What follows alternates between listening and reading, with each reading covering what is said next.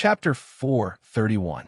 Seeing that there was still no fear on Yuan Fang's face, the old demon could not help but snort coldly.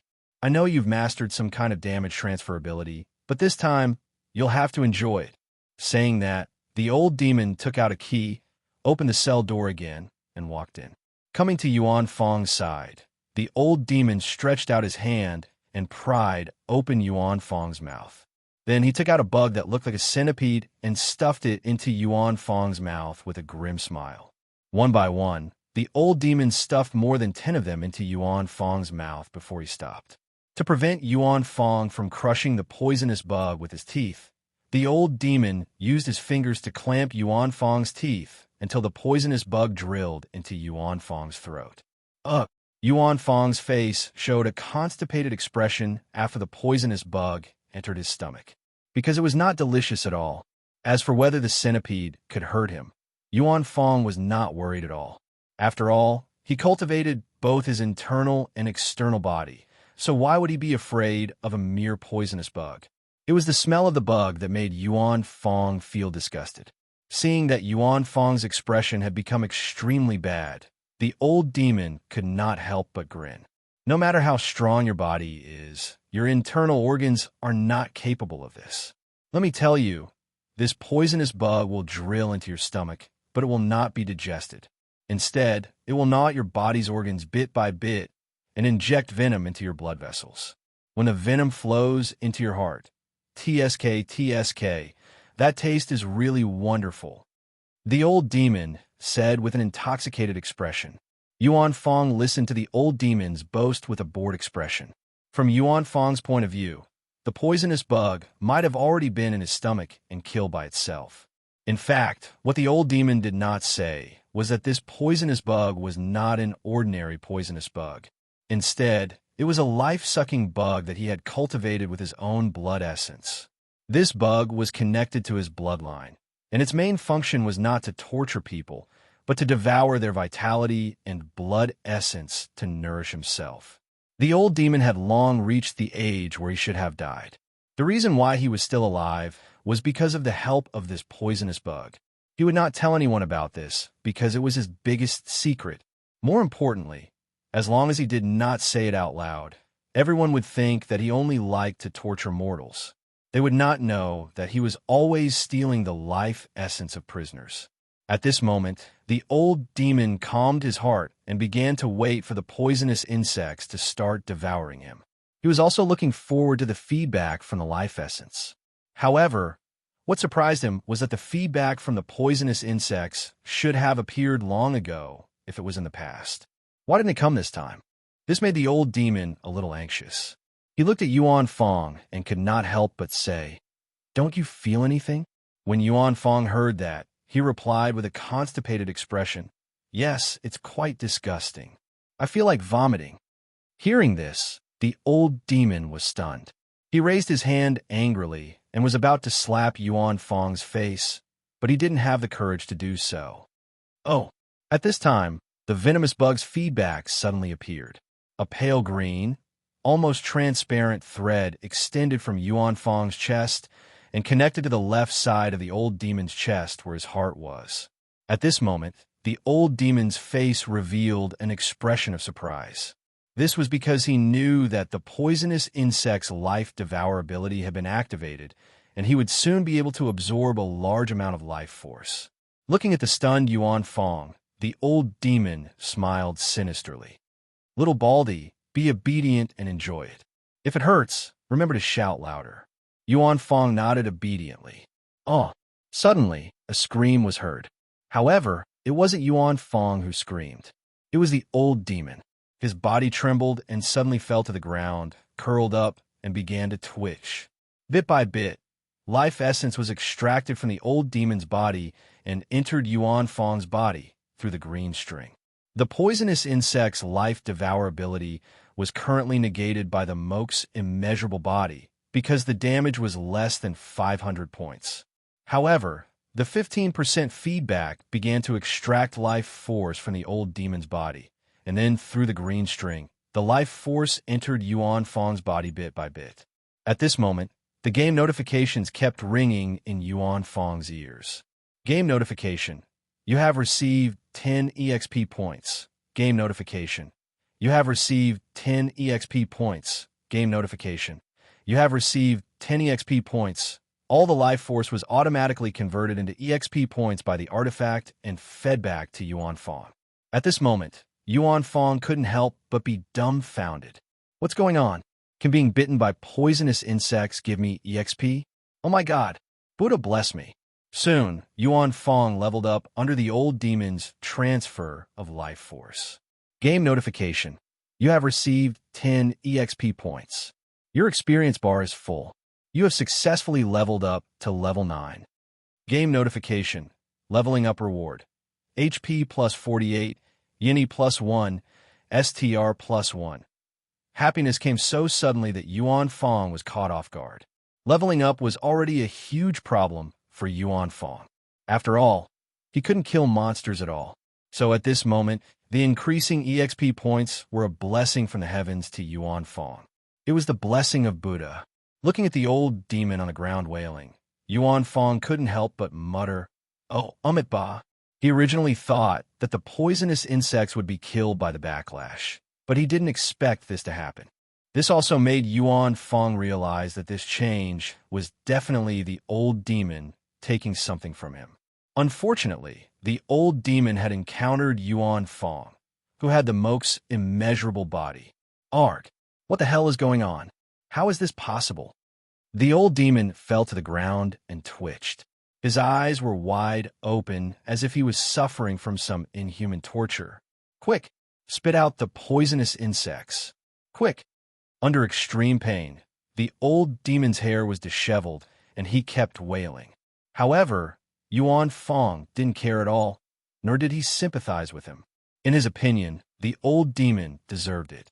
At this moment, he was immersed in the joy of continuously increasing his EXP points. Not to mention the fact that he couldn't spit it out. Even if he could, he wouldn't be willing to. As his life force flowed away, the old demon was horrified to find that there were more and more wrinkles on his palms. He subconsciously touched his cheeks and suddenly found that his face was already full of wrinkles. "Spit it out quick, I beg you." The old demon wailed like a madman. He struggled to stand up. However, before he could stand up, he staggered and fell to the ground. He began to twitch again and even foamed at the mouth. This kind of pain should have been borne by Yuan Fong, but at this moment, it was being fed back to the old demon. Every time the poisonous insect bit Yuan Fong, part of the damage would be transferred to the old demon's body. Then, it would absorb the old demon's life force and feed it back to Yuan Fong. The moment the bad cycle started, the old demon's fate was already sealed. At this moment, the old demon was in extreme pain. He screamed and wailed crazily, trying his best to resist the devouring pain. However, it was all in vain. Under such extreme pain, the old demon even had thoughts of suicide. However, the pain came wave after wave, and his body couldn't stop trembling. Even if he wanted to commit suicide, he couldn't do it. He could only twitch his body along with the pain. His life force flowed away bit by bit. At this moment, Yuan Fong had risen to level 15, but the old demon had become extremely old. His long gray hair had turned white, and there was no trace of blood on his pale face. He was so old that he didn't look like he had aged at all. Oh, Ba. Seeing this, Yuan Fong couldn't help but sigh. Good and evil will always be rewarded. Old benefactor, you like to abuse others, but you never thought that you would end your life in this way, right? Sigh. At this moment, the old demon had stopped struggling. His mouth was full of white saliva, and his body twitched occasionally as if it was a conditioned reflex. He looked extremely miserable. Even before he died, the old demon's eyes were still wide open. He knew that he was going to die, and he had guessed countless ways of dying. However, he never thought that he would end his life in this way. He used the venomous insect torture that he had invented himself.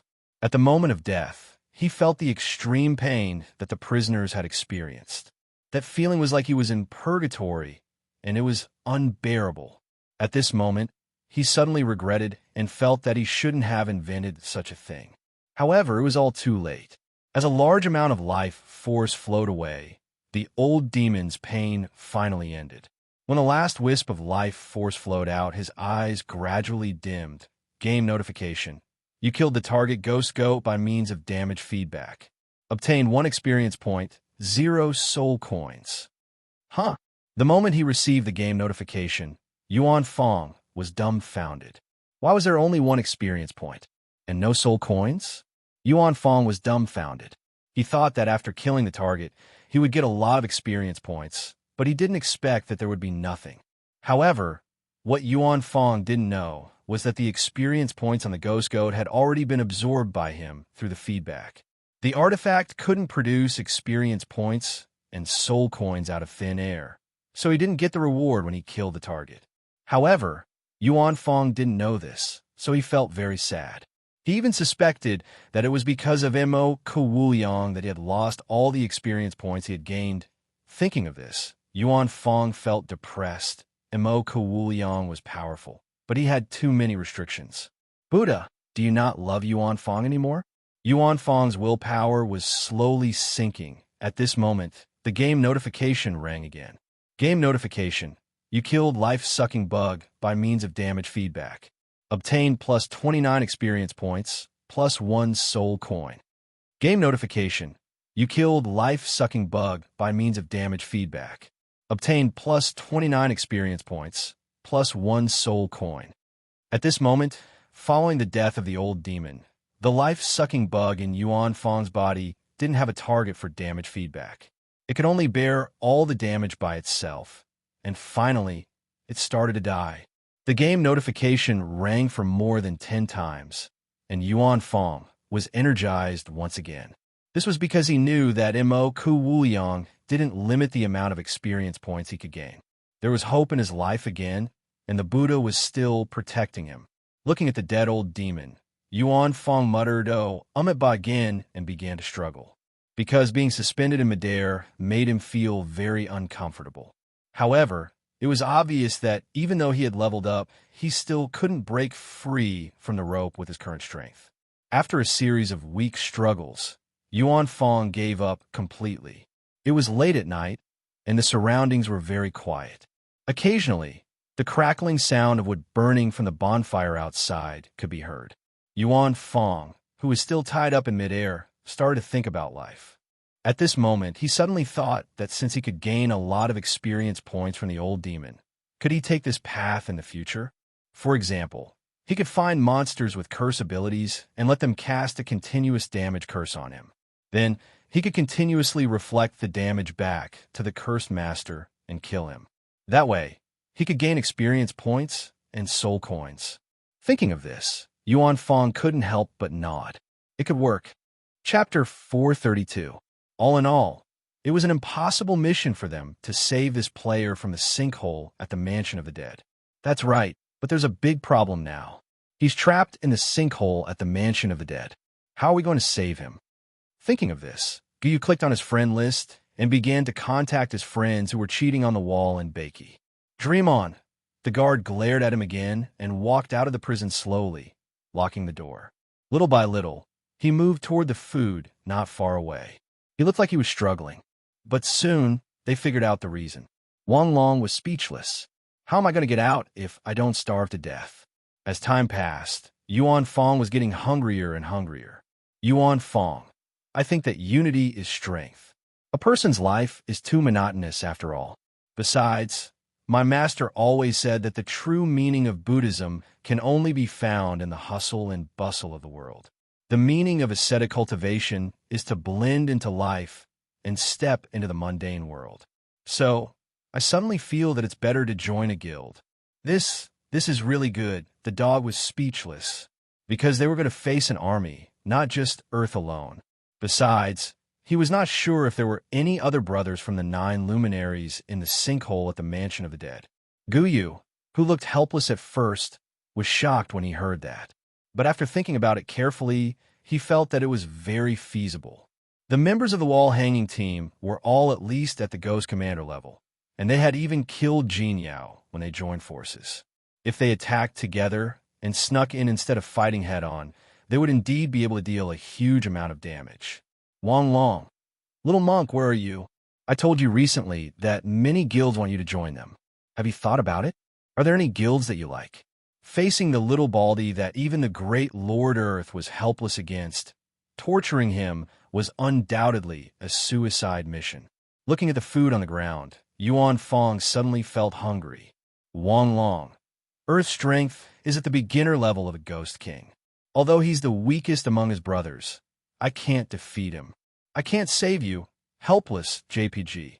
After all, the guild members now had a long-range shooter, Mo Ling Tian, and a healer dog. It was already very complete. They only lacked a frontline meat shield. This problem really troubled Yuan Fong. After all, he didn't have much strength, so it was unrealistic for him to force his way out. However, in Yuan Fong's opinion, it was still a rare delicacy, and he was just about to eat it when his expression suddenly froze. Yuan Fong fell to the ground. Don't even think about it. I don't even know where the demonic god went. Also, I'm not his disciple. He didn't acknowledge me as his disciple. He only gave me the inheritance. It should not be difficult to save the monk. It was a very uncomfortable feeling. He felt that even the most vicious beating he had suffered was not as painful as starvation. Lu Chai, Hui, Niefeng, Murphy, Lil Pomelo's family, Ao, Jian, Qi Ming, and so on. To be honest, even if he mobilized the entire guild strength, he still wouldn't be able to enter that place. After reading the content of the message, Gu Yu's face lit up. Just as Yuan Fong approached the food and was about to take a bite, his friend list suddenly popped up, and Wang Long's profile picture jumped. After struggling with his thoughts for a while, Yuan Fong put down the food with a pained look on his face. He then shrunk into a corner and sat cross-legged on the ground. He was prepared to starve himself to death and escape from this place. Try to run? The guard couldn't help but say. But he was really hungry and wanted to eat. Eat! Upon hearing this, Yuan Fong suddenly opened his eyes, which were shining brightly. After a while, Yuan Fong stopped meditating. He felt that it was too painful. The wall-hanging squad. If we ask our brothers for help, they will definitely agree. We don't need a large-scale attack, as it will attract too much firepower. We just need to be elites and find a dark and windy night to sneak in together. The dog said excitedly. Wang Chao, the leader of the Myth Guild, is a tycoon. He has a lot of spiritual materials in his hands. I heard that he has been doing sea trading recently and has earned a lot of spiritual materials. If you join him, you might be able to eat food made of spiritual materials every day. He came here to cultivate, to comprehend the great way of Buddhism, not to go to jail. Golden-rimmed cabbage, tofu with tofu, dried tofu, braised eggplant with dried vegetables, stir-fried potatoes with mushrooms. Boss, can't he kill himself and get out? The dog asked curiously. Should I just take a bite? Should I just take a bite? Yuan Fong thought in grief and indignation. What's the solution? Gu Yu, who was also thinking, raised his head helplessly when his train of thought was interrupted. After a while, he clapped his claws again. I want to. Yuan Fong answered very honestly. The next morning, the guard arrived. Nonsense. Do you want me to feed you? The guard could not help but glare at him. He then swung his sword a few times and cut the black rope that was entangled around Yuan Fong. Obviously, he had targeted the wrong person this time. Of course, there was also the very important wall hanger, Yi Chun. Although they could not kill Yuan Fong with force, it was very easy for them to put him under house arrest. At this moment, they could see that this baldy had no combat ability at all. He only had amazing defense and the terrifying ability to transfer damage. It was very easy to subdue him. It was the first time in his life that he had encountered such a difficult choice. Every choice was so heartbreaking. Yuan Fong felt that he was troubled. Seeing this, Yuan Fong could not help but be stunned, but he still opened the chat box. Although food was provided every day, how was he going to get out? He was able to endure the pain of the damage feedback and was willing to do it until he died. He could not help but admire him. So the problem now is how to get him out. This is also the condition for him to join our guild. Unfortunately, we are obviously not strong enough. Unless all the Beiki players are willing to help us and launch another wave of attacks, we can take advantage of the chaos to rescue the monk. Wang Long. All right, why don't you join the Myth Guild? Their guild is very strong. If you're their member, they will definitely find a way to save you. Boss, why are you smiling and frowning? Is the demonic god's power acting up? The dog asked in a muffled voice with dried fish in his mouth. Rubbing his arm, Yuan Fong subconsciously looked outside the prison cell. Due to Yuan Fong's physique, although the spiritual energy in the underworld could replenish his body and prevent him from getting hungry easily, the consumption was still huge. The only thing it could do was delay the process. Wang Chao, then I'll help you contact them. Wait a moment, almsgiver, please release me. I don't need to be fed, Yuan Fong said solemnly. Upon hearing this, the dog rested his chin on one hand and looked like he was in deep thought, because he suddenly remembered that he might really have to stay in prison forever. The dog suddenly realized how difficult it would be to rescue him. A moment later, Guyu, who had just finished exchanging spiritual materials with the Bolu clan in the Void Ocean, received a message from Wang Chao. In order to alleviate his hunger, he could only suck in air. However, what surprised them was how the old devil could torture him to death. The little baldy who gave him a headache was currently tied up in midair while the prison guard, the old devil, was lying on the ground with white foam coming out his mouth. Yuan Fong, this isn't a good idea. Actually, I just want to be free and unfettered.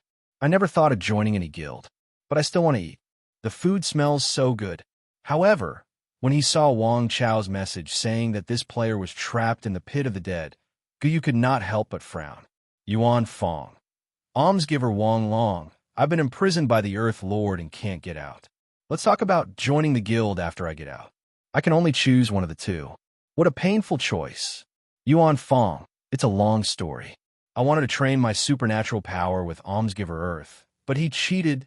Therefore, they were indifferent when they faced Yuan Fong. They were not worried that he would escape. They used to think that he was a pervert, but now that they thought about it, he was not only cruel to prisoners, but also to himself. However, the aroma did not quench his hunger. Instead, it intensified his hunger. However, when they saw the situation in the prison, they could not help but be shocked. To eat or not to eat, food and freedom. At this moment, the Bakey Wall cheaters were ready to assemble.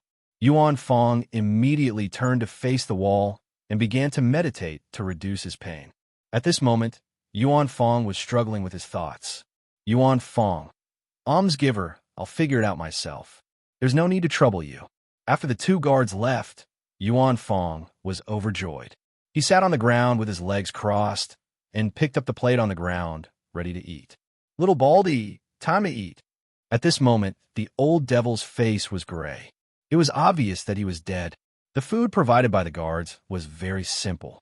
Naturally, they could not provide food made of spiritual ingredients. It was just some coarse rations made of ordinary ingredients. All right, boss, why don't you ask the demonic god for help? You're his disciple. The dog clapped his paw as an idea came to him. I asked him, but he won't kill himself. Guyu looked helpless. At this moment, the two guards sincerely admired the old devil. They felt that he was a real man. They were very familiar with the old devil. His greatest pleasure was to torture prisoners and enjoy the despair and screams of the prisoners when they were in pain. Upon hearing this, Guyu glared at the dog. Then he shared his chat with Wang Long in the team chat box. Wang Chao was speechless. Can't he feel the pain feedback? Can't he just stop? D*MN. Is that bald monk going to join our guild? Go Z's eyes widened, and he was so shocked that he dropped his dried fish. At this moment, Guyu was sincerely happy. Wang Long, how did you get imprisoned by Almsgiver Earth? Therefore, he looked at the food on the plate again and thought, should I starve to death? With a sigh, the two guards walked into the cell. One of them grabbed the old devil's legs and began to drag his body out. The other guard put the food on the ground and patted Yuan Fong's cheek. After some communication, other than He and Nye Fong, who said that they were in the land of Songshu and could not return for the time being, the other friends agreed to Guyu's request. Boss, it's still too early for the festival. The stupid officials don't have any activities. Now, the players are developing on their own. Why would they go to the crater of the dead to save people with us? The dog shrugged helplessly. Moreover, The aroma of the food that was placed not far away lingered in Yuan Fang's nose, making him hungrier. Yuan Fang felt that he was going bald from all the worry. "Boss, I have an idea." He did not expect this super newcomer to be willing to join his guild. This would undoubtedly increase the strength of their guild. Chapter 433. After contacting his friends on the wall and several guild leaders, Guyu finally had some confidence in rescuing the little monk. Guyu had no doubt about the strength of these friends. Their strength was not only reflected in the inheritance they obtained, but also in their personal qualities. This was just like Ao Jian, Qi Ming, and the others. The same inheritance in the hands of other players could never be compared to the power displayed in their hands. After contacting them, Guyu called the dog and Mo Ling Tian, and the three of them set off to Bakie's Liuli coast by ship. Although there were actually many outstanding players in the guild, since they decided to act in the form of a wall team this time, they naturally did not bring these people along. In Guyu's opinion, it was easier to be exposed with more people. After a few hours of sailing, they arrived at Liuli coast. At this time, there were already several people waiting on the coast. They were Murphy and Little Pomelo's family, Yi Chun and Yi Shui. Seeing Guyu's arrival, they immediately stopped chatting and turned to look at Guyu, who came down from the legend warship. "Master Gu, what's going on? Are you planning to share some of the spiritual materials that you've earned from the sea trade?" Yi Shui squinted her eyes and smiled. "Little Shui, you're obviously so rich. How can you ask our boss for spiritual materials? This is free help, free of charge," the dog said before Guyu could speak. "No matter how rich I am, I'm not as rich as your Master Gu. All right, dog, why don't you join me? Our guild needs a healer." Yi Shui giggled. "No, my boss is the best." The dog immediately bared his teeth. "Dog, there are many beautiful girls in our guild." Yi Chen teased. Hearing this, the dog's face froze, and then he secretly glanced at Guyu. "Go if you want to go. Don't force yourself." Guyu could not help but stare. "No, the dog, value friendship the most. I will never be tempted by beauty." The dog immediately said, as if to prove his firm stand, he raised his paw and slapped the ground angrily. "Master Gu, they're here."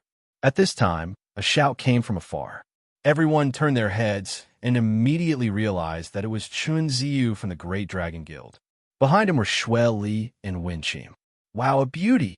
When he saw Feng Ling, Gozi was so shocked that he stood up. "Hey, big Gu dog, Mo Ling Tian." Shui Li walked to the front of them with shadow steps and rubbed Dog's head. "Shui Li, who is she?"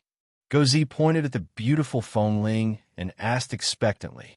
"Her name is Wen Qim, and she's the strongest assistant in our Great Dragon Guild. She's just a little bit weaker than you." Shui Li teased, using her index finger and thumb to measure the distance. "I don't believe it. Although she is beautiful, I am his strongest." Gozi couldn't help but place his hands on his waist. Shui Li was about to answer when Guyu looked at Chun Ziyu and said, "Boss Chen, where's your Demang?" Chun Ziyu smiled bitterly when he heard that. Demang has been fooling around in the Kuelong Ocean every day, so he won't be participating in this operation. Guyu could not help but nod, but when he looked at Feng Ling, his eyes flashed with curiosity. As Wen Qim had been staying in the Great Dragon Guild's encampment all this while, everyone present was unfamiliar with her. "Hello, everyone. I'm Wen Qim, a member of the Songster clan of Muyi. I'm now a member of the Great Dragon Guild." Wen Qim bowed slightly in an elegant manner. Her melodious voice, long hair that fluttered in the wind, and a delicate face. At this moment, the scene seemed to freeze, causing Gu Yu and the others to be slightly dazed. "Shen Ziyu, I've heard that you have a mistress in your house, but I didn't expect it to be true. I've misjudged you." A rough voice came from afar. The person who came was Lu Chai himself. However, he came alone and did not bring any guild members with him. Gu Yu and the others were not surprised by this. Although Lu Chai's demolition officers were the strongest guild in Baiki at this stage, their strongest aspect was their number of people and overall strength, which was completely different from the elites of the Myth Guild. "Boss Lu, don't joke with me. Why would I do such a thing?" Chun Ziyu seemed a little embarrassed.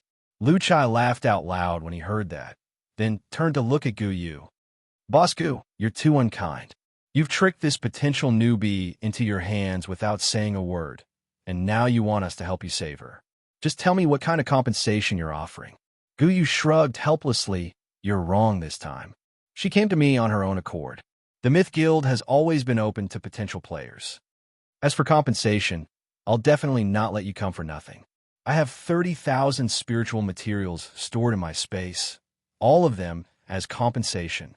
Guyu said straightforwardly. What the F asterisk CK? You said it so casually after giving away 30,000 spiritual materials. I heard that you've made a lot of money as a sea merchant. It's true. Lu Chai was very surprised. I only wanted to be a free laborer, but it seems like I'll have to fight the tycoons this time. Shueli also chuckled. You're giving me face by coming here, so you should take the compensation. Besides, this mission is not easy. Guyu said with a smile. Look, is this what friends should do? Can't you be a little more magnanimous and decline? Then, our boss will also decline symbolically. Then, you guys will persist for a while, and finally, let our boss say something. Since you're so insistent, then let's do it. That's the way it should be. Sun Chi raised his paw and slammed it on the ground as he bared his teeth.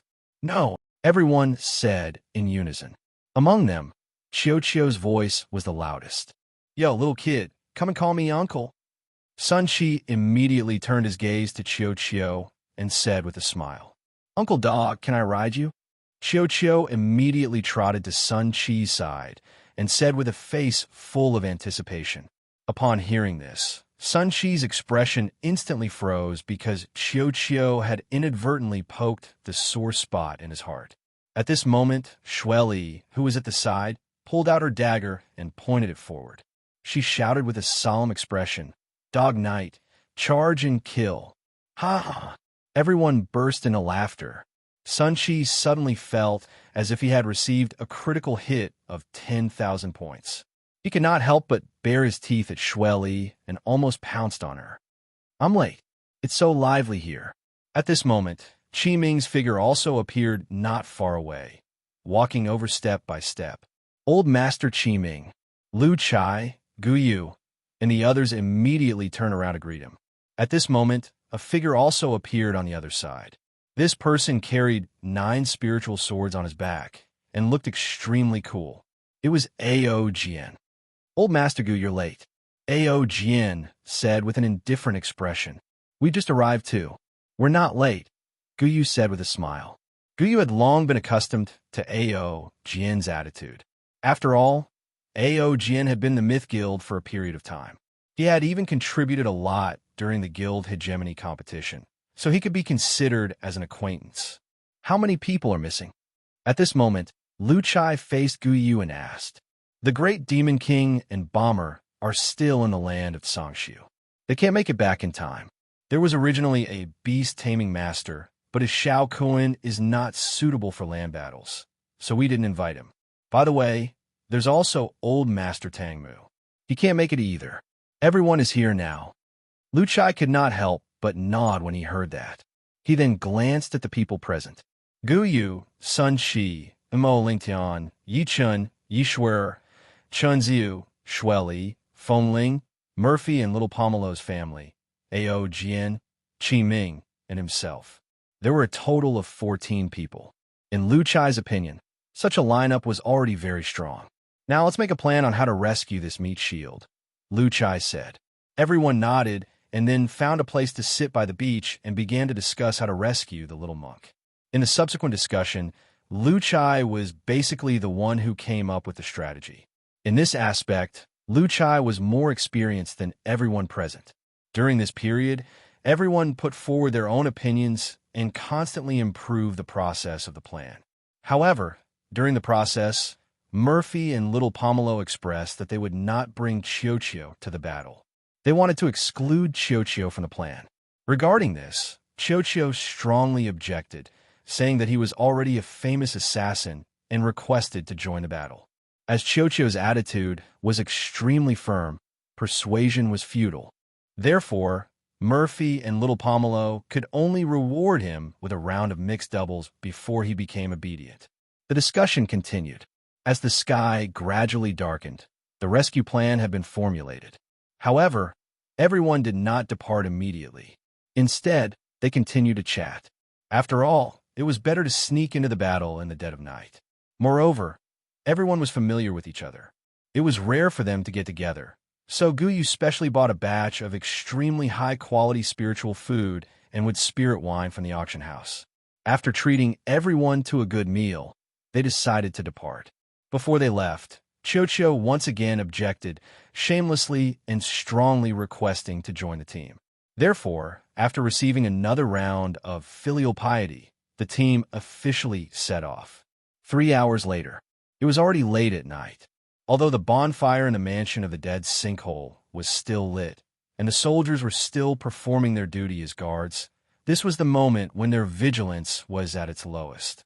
The night breeze was gentle, and in the reflection of the swaying bonfire, a black shadow flashed past.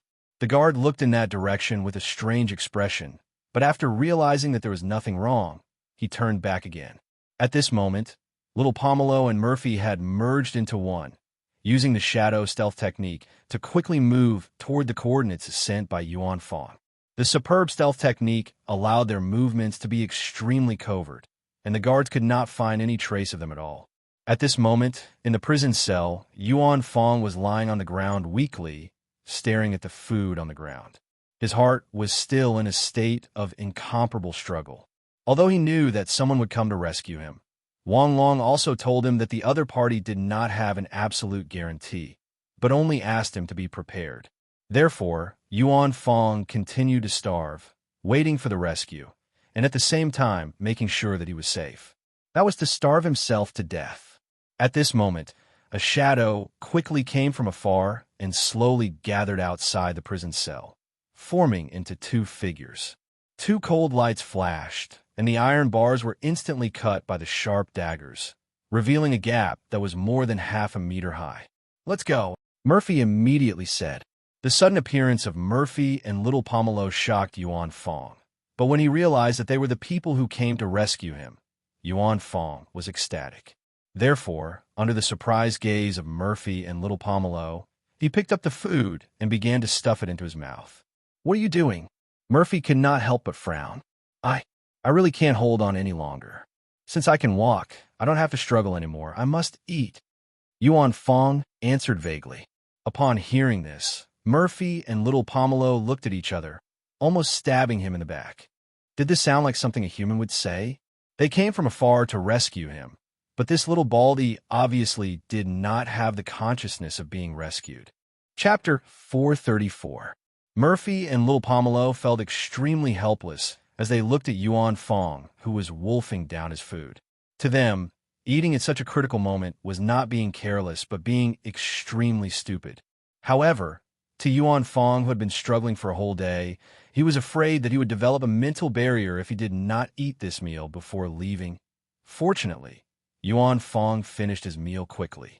As he stood up, he looked at Murphy and little Pomelo and said, "My two benefactors, let's leave now. Don't rush. We can sneak, but you can't.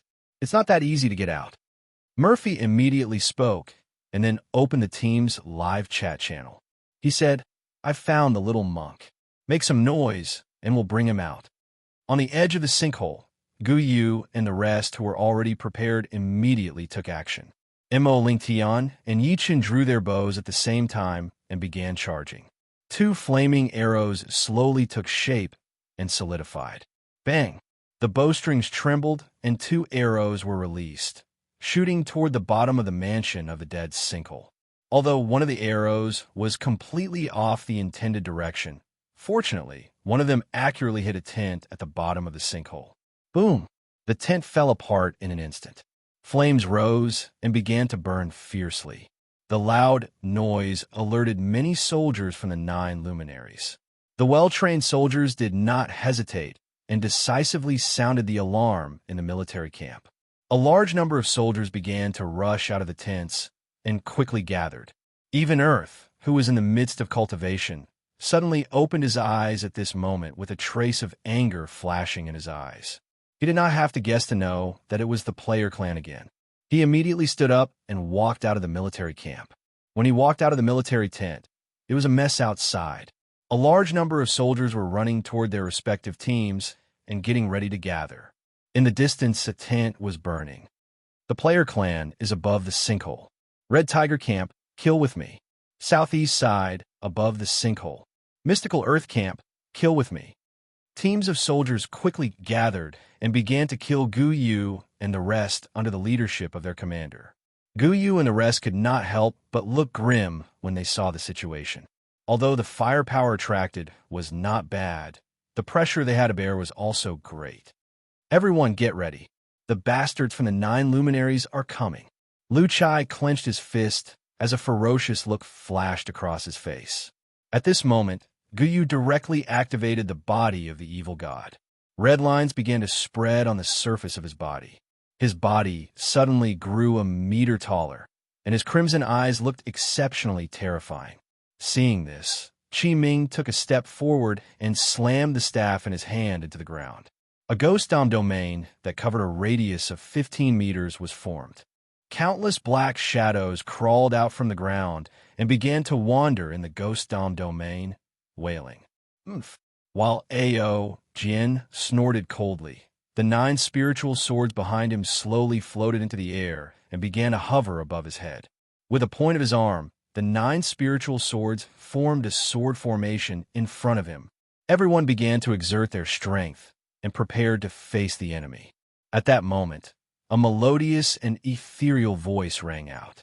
The voice seemed to be able to wash away the anxiety and fear in people's hearts, allowing them to focus instantly.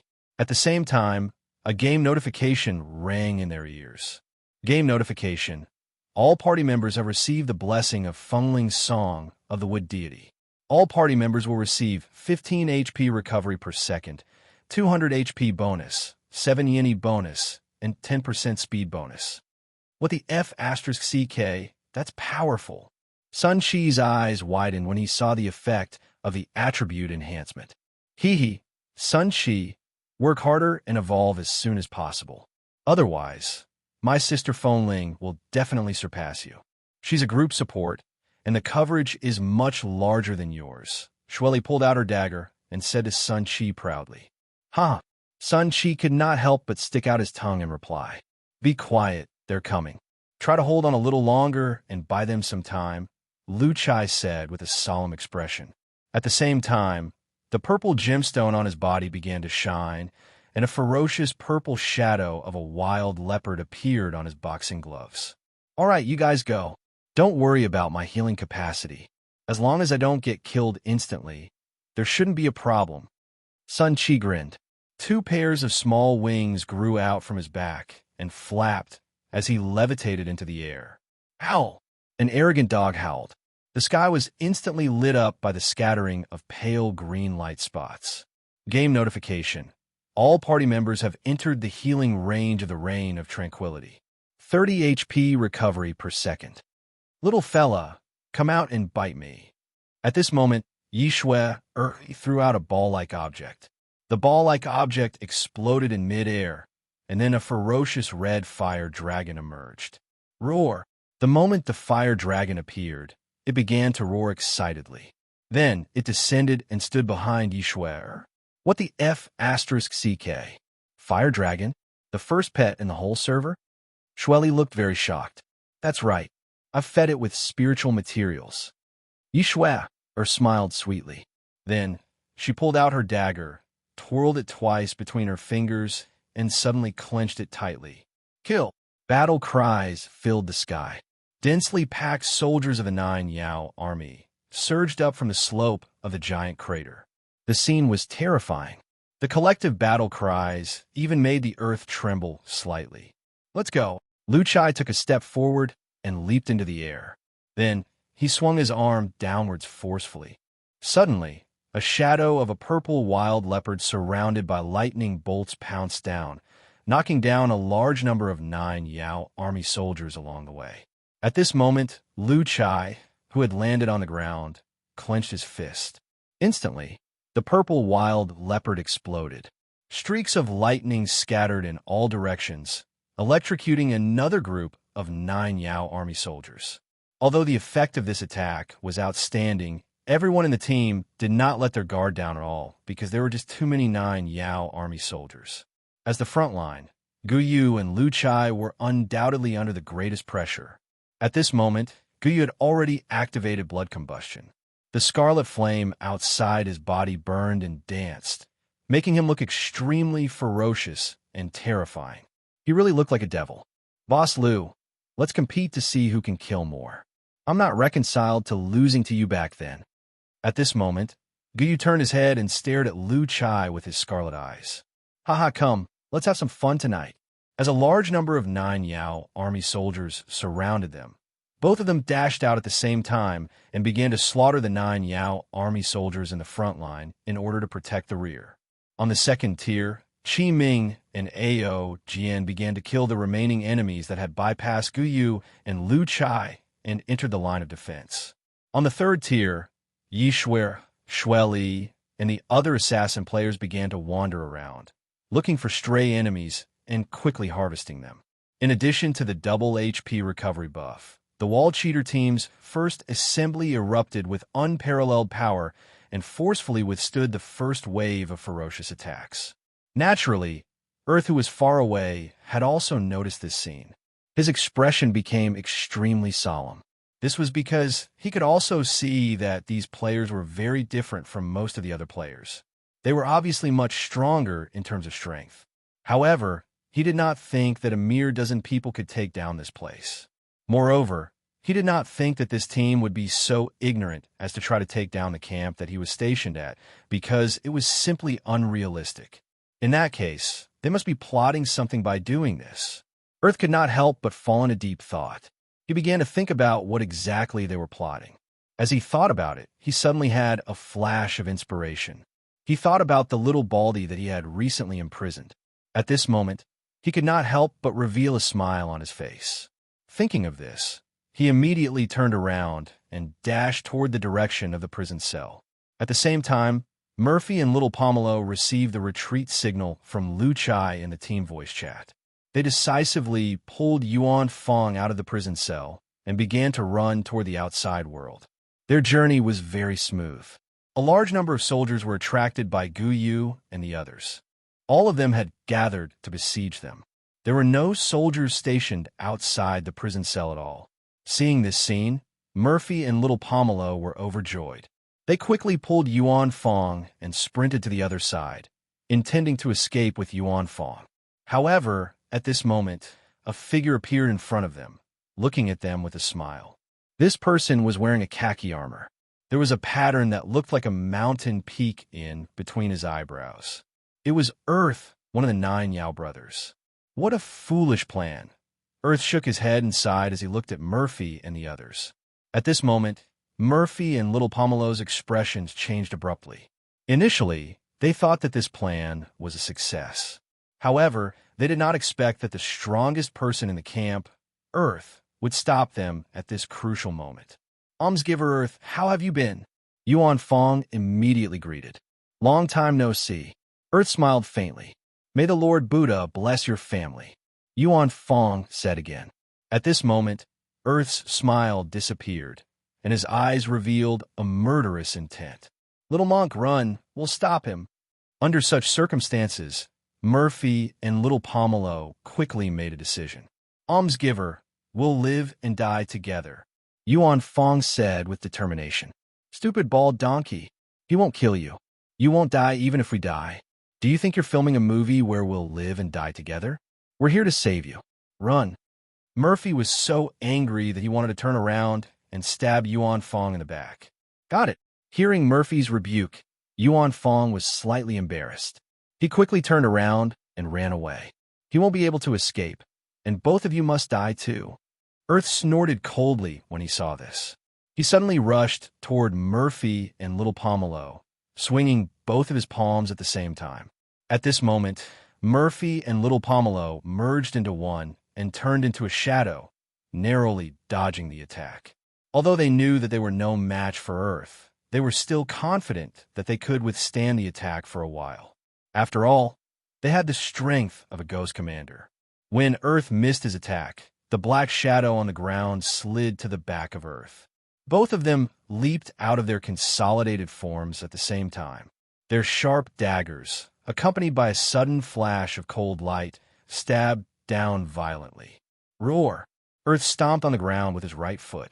A violent wind pressure was formed with him as the center, sweeping in all directions.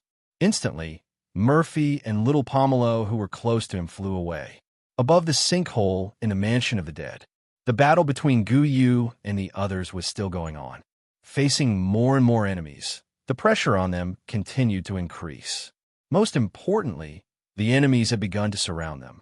At this moment, Ao Jian and Qi Ming had also become the front line. Together with Gu Yu and Lu Chai, they were defending the four directions of the team, resisting the enemies coming from all directions. Under such circumstances, everyone in the team was tense. This was because their HP was going up and down too quickly. It was so fast that they thought they would die in the next second. Fortunately, Sun Qi and Feng Ling's HP buff was very powerful, so they managed to maintain their HP. Now, they could only hope that Murphy and little Pomelo had already rescued the little Baldy. Otherwise, not only would their efforts be in vain, but the garrison of the 9 luminaries would also notice their intention. It would be even more difficult to rescue the little monk next time.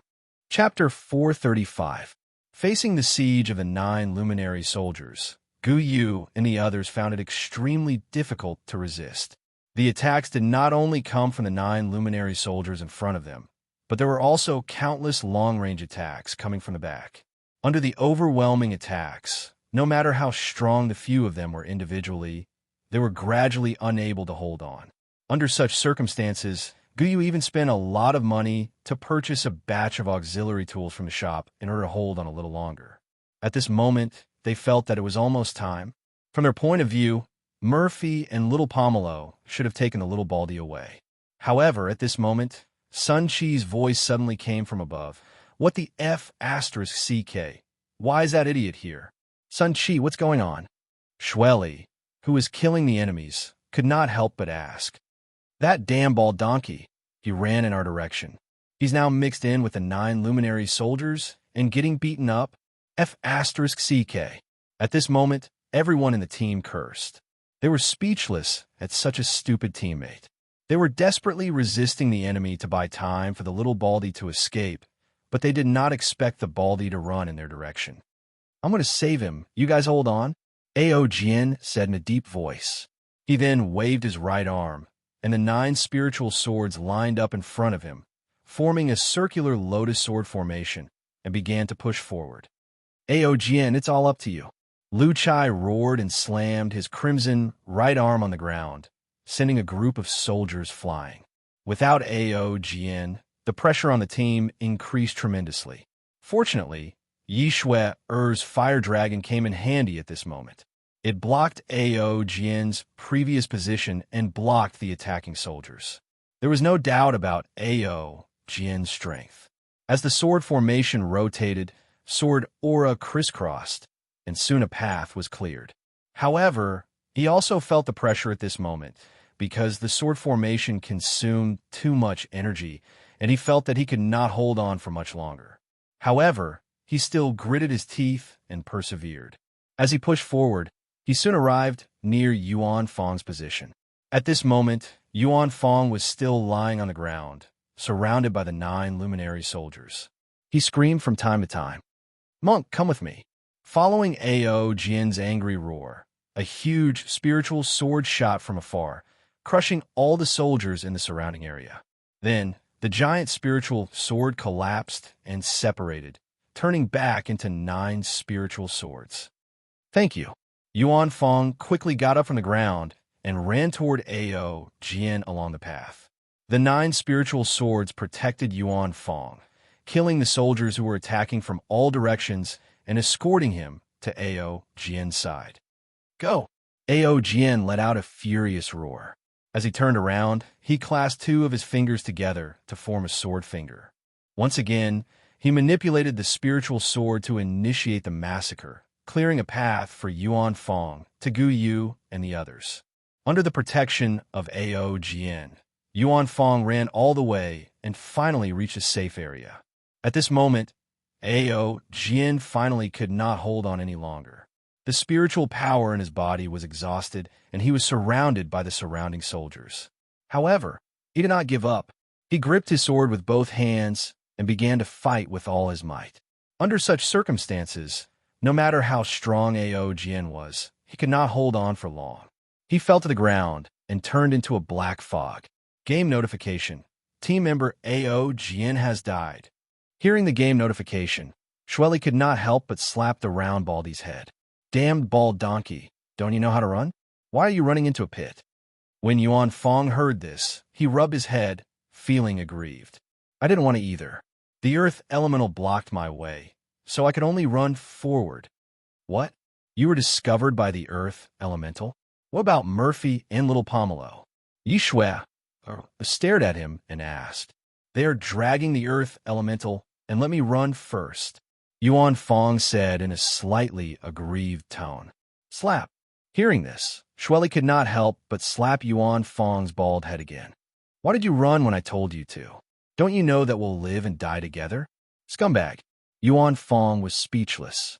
Little monk, stand in the center area and protect yourself, Guyu said. With Ao Jin dead, the pressure on everyone increased dramatically. Even with Sun Chi and Feng Ling's double healing, they could not hold on any longer. Big Boss Gu, this won't do. We can't kill all the 9 luminaries. If we can't get out, we'll still die in the end. Lu Chai could not help but roar. Guyu's expression was extremely solemn. This was because in the plan of this battle, they were to be sacrificed to buy time for Murphy and little Pomelo. However, the target they were supposed to rescue had come to their sacrificial team. This made them feel very helpless and even helpless. Under such circumstances, they were surrounded by dozens of layers of 9 luminary soldiers. Even if they could fly, they could not fly out at all. Moreover, once the earth elemental had killed Murphy and little Pomelo, they would definitely come looking for them. By that time, they would not be able to leave. Damn bald donkey. I guess he'll be sent back to prison again. Sun Chi could not help but grit his teeth in the sky. I'm sorry to be a burden to all of you, Yuan Fong said in a slightly wrong manner. Everyone, hold on a little longer and think of another way. Feeling helpless, Guyu could only say so. F***, I've got an idea. At this moment, Sun Chi suddenly howled. Say it. F***, we can't hold on any longer, stupid dog. Lu Chai could not help but roar when he heard that. Big boss Lu Chai, don't you have an ultimate sacrificial skill? Is it called Sea God Transformation? Use it now. Sun Chi quickly roared. F***. At this moment, Lu Chai really wanted to grab Sun Chi in his hand and punch his face a few thousand times with his iron fist.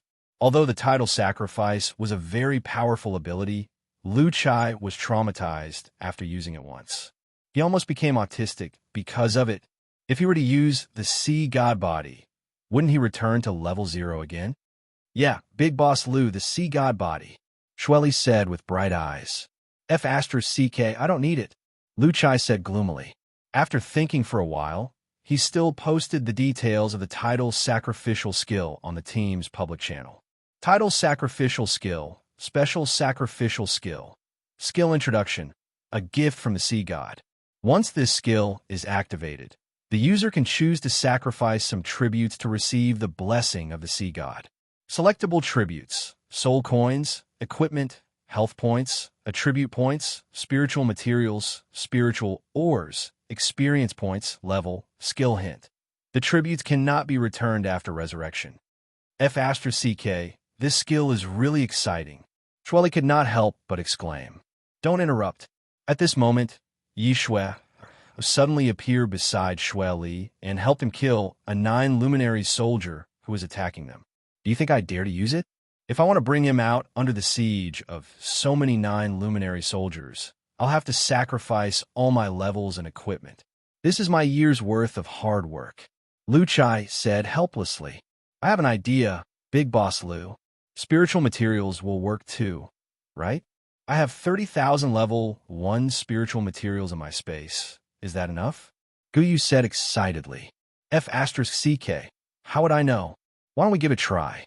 Lu Chai's eyes suddenly lit up. Deal.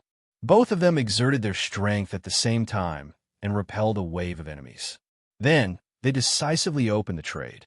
In order to speed up the trade, Guyu directly ticked the option of all spiritual materials and traded all the spiritual materials in his space in one go. At the same time he received the spiritual materials, Guyu also activated the tidal sacrificial skill. Skill hint: tidal sacrificial skill is activated. Please choose the method of sacrifice. Sacrifice all the spiritual materials in his space. After the choice was made, a blue wave came crashing down from the sky and crashed where Lu Chai was. Then, it formed a circle of blue ring-shaped water wave that rotated rapidly around him and came into contact with Lu Chai's body. The body formed by the water elements quickly formed in the rolling waves. For limbs, torso, head, roar. Accompanied by an angry roar, the water ball was smashed, revealing Lu Chai, who was in the sea god's blessing state. His body was 4 meters tall, and his entire body was formed by translucent blue energy. Behind him was a sea god scepter that was shining in a bright blue light. It looked very domineering and was filled with divinity. Beginner Ghost King, last for 10 minutes. Lu Chai shouted excitedly. With the strength of a Ghost King, he was completely confident that he could escape with Yuan Fong. At this moment, everyone in the team was overjoyed. They knew that there was hope for them to escape. However, before they could rejoice for a few seconds, they saw Earth Yao's figure suddenly descending from the sky and slapping them with his palm. F*CK. Everyone cursed. They thought that they had a chance to escape, but they did not expect Earth Yao to come. One must know that Earth Yao also had the strength of a beginner Ghost King. Moreover, there were so many soldiers from the 9 luminaries around them. On the other hand, Lu Chai's sea god's body could only last for 10 minutes. It was impossible for them to escape under Earth's suppression. Facing Earth Yao's attack, Lu Chai immediately roared and smashed his right fist upward. Boom! The moment the fist collided with the palm, Lu Chai's body became shorter. Countless blisters appeared on his right arm. However, this time, Earth Yao was also slapped away by this collision. Well done! Sun Chi could not help but shout. Well done, my A**S. He's stronger than me. That punch took away 1/10 of my HP. I didn't fly away because I'm standing on the ground. Sun Chi was speechless. It's over. Yi Shui said dispiritedly. Monk, do you have any abilities? You can't just stand and watch, right? Shueli immediately turned to look at Yuan Fong. I have percentage damage reduction and fixed damage reduction. I'm more resistant. Yuan Fong answered honestly. Hearing this, Chun Ziyu was stunned for a moment. Then, he was pleasantly surprised. I have an idea. Cast. Everyone roared. Wen Qim has an ultimate single-target blessing ability that increases the target's HP by 3,000 points. The duration is also 10 minutes. Ask him to use this skill on Little Baldy. Then ask Lu Chai to use Little Baldy as a shield. Let's give it a try. While speaking, Lu Chai grabbed the dumbfounded Yuan Fong and held him in his left hand, using him as a shield. Dog, don't use group healing. Heal Boss Lu alone. We'll have to rely on him to break out of the encirclement. Okay. Hearing this, Sun Chi immediately turned off group healing. Then, he flew to Lu Chai's back and lay on it, activating continuous single healing. At this time, Windlings started chanting. Countless runes began to surround Yuan Fong in Lu Chai's hand, increasing his HP. Seeing this, Lu Chai took out a pile of potions from the channel and traded them to Yuan Fong. Take all of these potions, quick! Although Yuan Fong was reluctant, he still obediently consumed the amplification potion. At the same time, Lu Chai also began to swallow the potions. Defense potion, health potion, speed potion, recovery potion, fire potion, strength potion. A bunch of potions were poured into his mouth. Fire Dragon, go and be Boss Lu's mount. Yi Shui said to her pet. The fire dragon immediately flapped its wings and came to Lu Chai's side in the sea god form. Lu Chai rode on it. At this moment, Lu Chai felt extremely powerful. Not to mention the various potions, he had a great defensive shield on his left hand, a sea god scepter on his right, a fire dragon under his crotch, and a super healer on his back. He was invincible. Brothers, I suddenly don't want to run anymore. Believe it or not, I can kill this earthen. Lu Chai suddenly said in the live chat channel. Looking at Lu Chai in the ultimate form, Gu Yu and the others were stunned. After thinking about it, they could not help but nod. Chapter 436. Lu Chai was 4 meters tall in the state of sea god body, and his entire body was surrounded by water elements. At this moment, his left hand was holding a sparkling golden cube that was surrounded by countless amplification runes, while his right hand was holding the sea god scepter that was overflowing with light and resplendent blue light. Lu Chai felt that he was really strong with the addition of Sun Qi, who was lying on his back and the fire dragon under his crotch. Therefore, he did not want to leave anymore. At this moment, he even wanted to kill them all. Seeing Gu Yu and the others nodding their heads, Lu Chai raised his head excitedly and let out a roar. The fire dragon under his crotch suddenly spewed out flames and swept in empty space. Don't even think about leaving. At this moment, Earth appeared from the right and swung his fist at Lu Chai with a hideous smile. He had already realized that Lu Chai's strength was still far from his. It would not be difficult for him to kill all of them. F*CKU. I won't stop until you're dead. Lu Chai immediately turned around and swung Yuan Fong at Earth. Bang! After a brief silence, the violent airflow blew all the surrounding soldiers away, and the ground sank.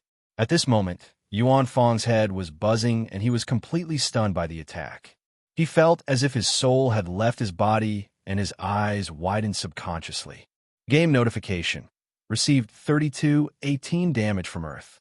Fixed damage reduction of 500 points. 55% damage reduction of 1495 points. Total damage reduction of 1,995 points. Total damage reduction of 1,223 points. Game notification. Received Earth's attack. 15% damage reflection. Maximum damage reflection at level 1 is 2,000 points. Total damage reduction of 300 points. When the game notification appeared, Earth suddenly felt an inexplicable force surging into his body, causing his body to tremble. Dog, heal the bald donkey. Lu Chai shouted in ecstasy when he saw that it was effective. Okay. Dog, who was lying on Lu Chai's back, immediately targeted Yuan Fong and restored his health back to full in a moment. At this moment, Lu Chai was extremely excited. He waved his right arm and smashed the sea god's scepter toward Earth. Earth was shocked and immediately tried to dodge to the side. At this moment, the fire dragon suddenly stretched out its head and bit Earth's left leg, preventing him from leaving. Bang! The blow accurately hit Earth's head. Violent water elements overflowed from the sea god's scepter and frantically washed over Earth's body. Eat my leg! Suddenly, Lu Chai leaped up from the fire dragon's back. Like a whip, his right leg lashed out at Tu Yao's head, causing him to fall to the ground. Roar! At this moment, Earth Yao was infuriated. The moment he fell to the ground, the yellowish aura around him surged and quickly covered the surface of his fist. Then, he turned around and threw a punch at Lu Chai. This punch was powerful and heavy, as if a mountain was pressing down. Upon seeing this, Lu Chai raised his Yuan Fong without hesitation and pushed it forward. Boom! The ground caved in once more. This attack caused Yuan Fong, who had just regained his senses, to fall into a trance again. He felt as if he was drifting in the boundless starry sky, surrounded by stars. Blurg! Yuan Fong couldn't help but retch. Go Z, fill it up, Lu Chai said as he stepped forward again. Taking advantage of the fact that Yao Tu's qi and blood were surging due to the recoil, Lu Chai smashed his scepter on Yao Tu's face again, sending him flying dozens of meters away. This scene dumbfounded Gu Yu and the others who were not far away. Although they thought that Lu Chai might be able to compete with Earth Yao in his current state, they did not expect him to be able to suppress Earth Yao. At this moment, Lu Chai was extremely excited. He only had one thought at the moment, which was to take advantage of the 10 minutes of transformation to completely kill Earth Yao. Roar! Earth Yao stood up again. This time, The way he looked at Lu Chai became extremely ferocious. His body's surface was gradually covered by the yellowish aura, causing the ground to tremble. Countless pieces of soil floated into the air and began to gather on his body. In the blink of an eye, Earth Yao had transformed into an earth giant that was 6 meters tall. The mountain mark on his forehead was overflowing with light, constantly solidifying his earth giant's body. "Those who oppose me shall die," Earth Yao said as his body flashed and dashed toward Lu Chai. At this moment, Earth Yao was completely enraged. He planned to attack with all his might and completely defeat Lu Chai. Lu Chai was not afraid.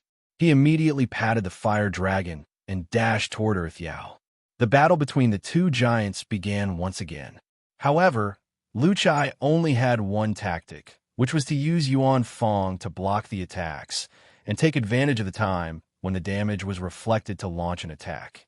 To Earth Yao, this tactic was extremely shameless. He was so angry that he wanted to vomit blood. In particular, Yuan Fong's damage feedback could not be blocked even with his earth giant armor. It directly hurt his body, and he could not do anything about it. In such a battle, Lu Chai, Sun Qi, and the fire dragon gradually cooperated with each other. As for Yuan Fong, he was completely used as a shield by Lu Chai. He did not have the slightest ability to control himself and was constantly in a state of dizziness. His health was constantly fluctuating, and he did not even have the energy to howl. At this moment, Yuan Fong really wanted to say to Lu Chai, "Lord Buddha, bless you. Earth Yao, can you still do it? Can you break through my defense?" Lu Chai could not help but mock when he waved the sea god's staff and smashed it on Earth Yao's head again. Upon hearing this, Earth Yao was infuriated. He initially thought that he could turn Yuan Fong into a black fog with a few punches so that he could face Lu Chai and kill him. However, he had obviously miscalculated this time. With Sun Qi's support, Yuan Fong was able to quickly recover his HP. Under such circumstances, the more Earth fought, the more depressed he became. On the other hand, Lu Chai became more and more excited. Eventually, he abandoned the sea god's scepter and used his fists, which he was best at. Even so, Earth still found it difficult to defend himself. This was the power of a combination. Attack equals Lu Chai, main body. Defense equals Yuan Fong Nanny equals dog amplification equals potion plus wind chime speed equals fire dragon, every part made up for Lu Chai's shortcomings. "This is awesome," Lu Chai shouted angrily and smashed his fist on Earth Yao's chest again. Suddenly, the soil on Earth Yao's chest cracked, and he was forced to retreat. He fell to the ground with a loud bang. "That's awesome. Boss Lu, kill him." Sun Qi was lying on Lu Chai's back and shouted excitedly. "No problem." Lu Chai grinned and stepped forward again. He grabbed Earth Yao's right leg with one hand and lifted it up for another shoulder throw. Boom! The ground shook. Lord Earth Yao is in danger. "Everyone, follow me."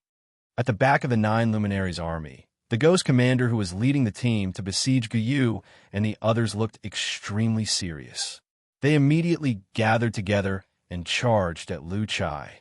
Guyu saw this, and a pair of wings appeared on his back.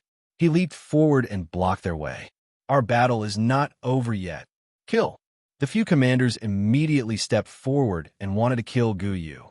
Qi Ming and the others saw this, and quickly stepped forward to help. This time, the situation of the battle changed.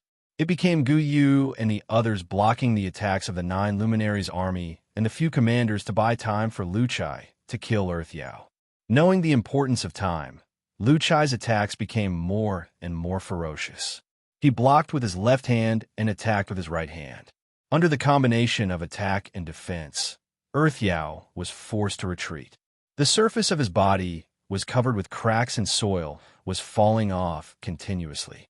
Under Lu Chai's continuous attacks, Earth Yao could not hold on any longer and began to vomit blood. At this moment, if he attacked, he would be injured.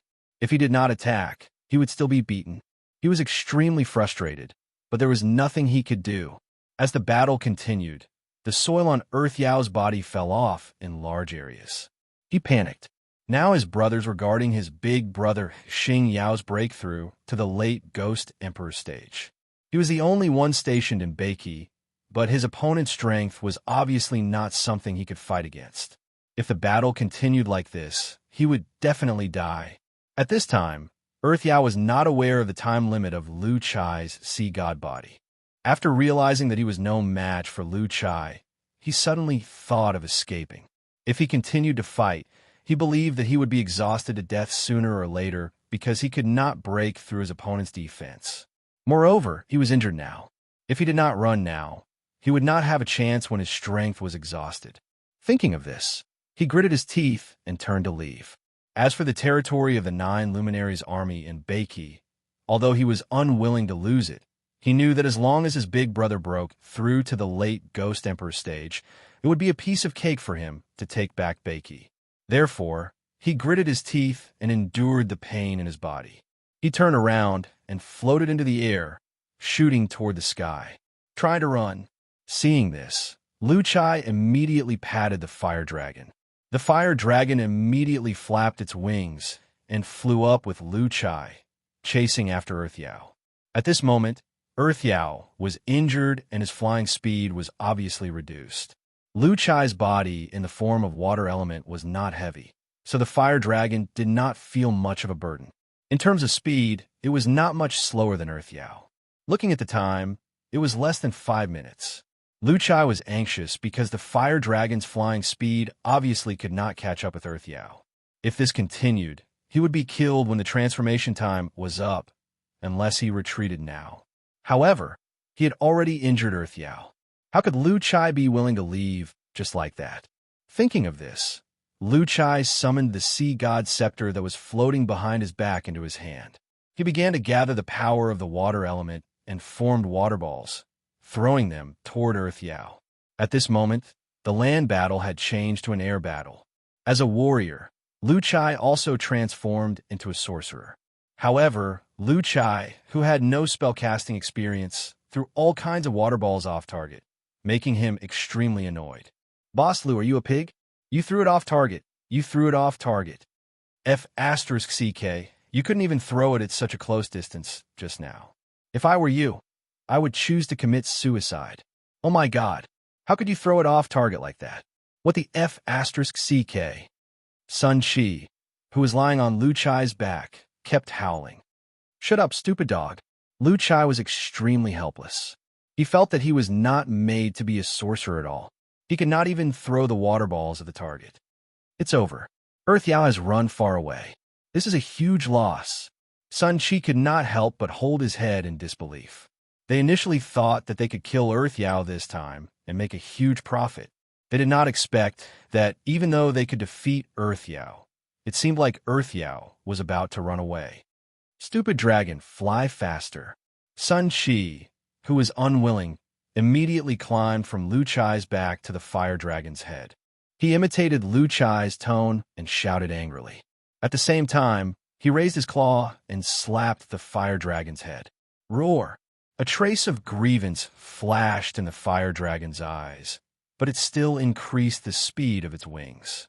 However, the distance between the two sides did not shorten. It was still getting further and further away.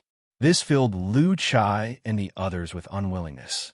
Watching such a huge piece of cake flying further and further away, they were in a terrible mood. At this moment, Earth Yao, who was flying, suddenly trembled and slowed down significantly. Drops of blood slid down the surface of its body. Earth Yao, who had suffered a lot of backlash previously, finally could not hold on any longer, and his earth elemental body began to crack. "Oh, this is a godsend opportunity. Stupid dragon, come and kill with me." Seeing this scene, Sun Chi's eyes widened. He then arrogantly stepped on the fire dragon's head and shouted at Earth Yao. Roar! The fire dragon responded with a roar and flapped its wings wildly.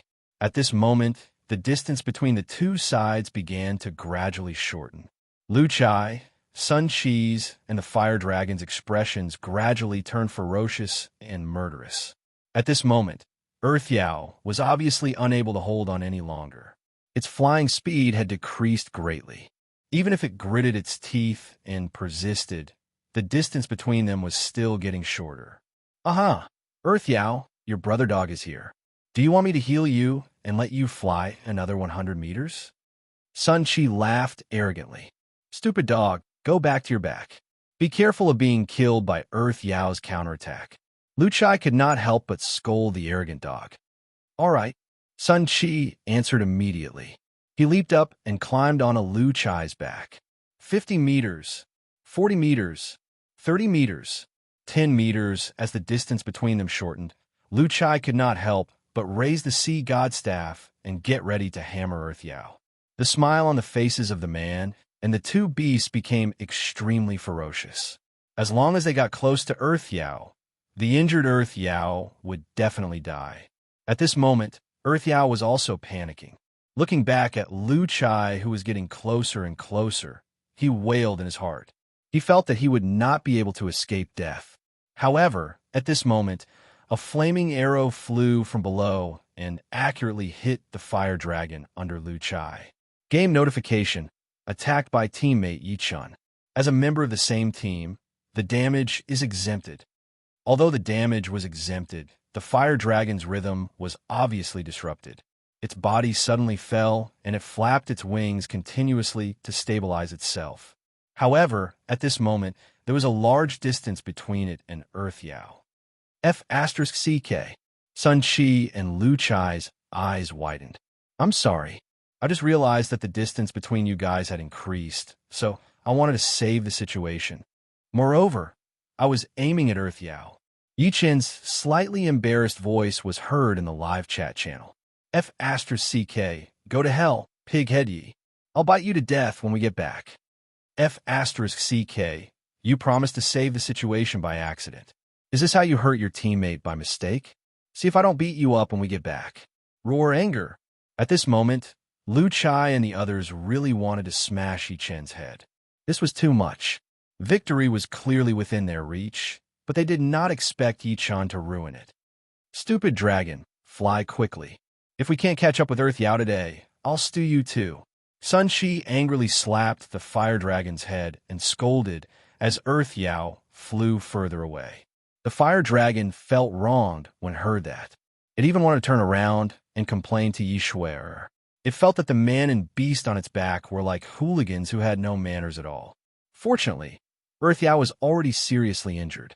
In terms of flying speed, Lu Chai and the others still had the upper hand. The distance between them was still decreasing bit by bit. Pighead Yi, I'm warning you. Don't use your random arrow anymore. My heart is not well.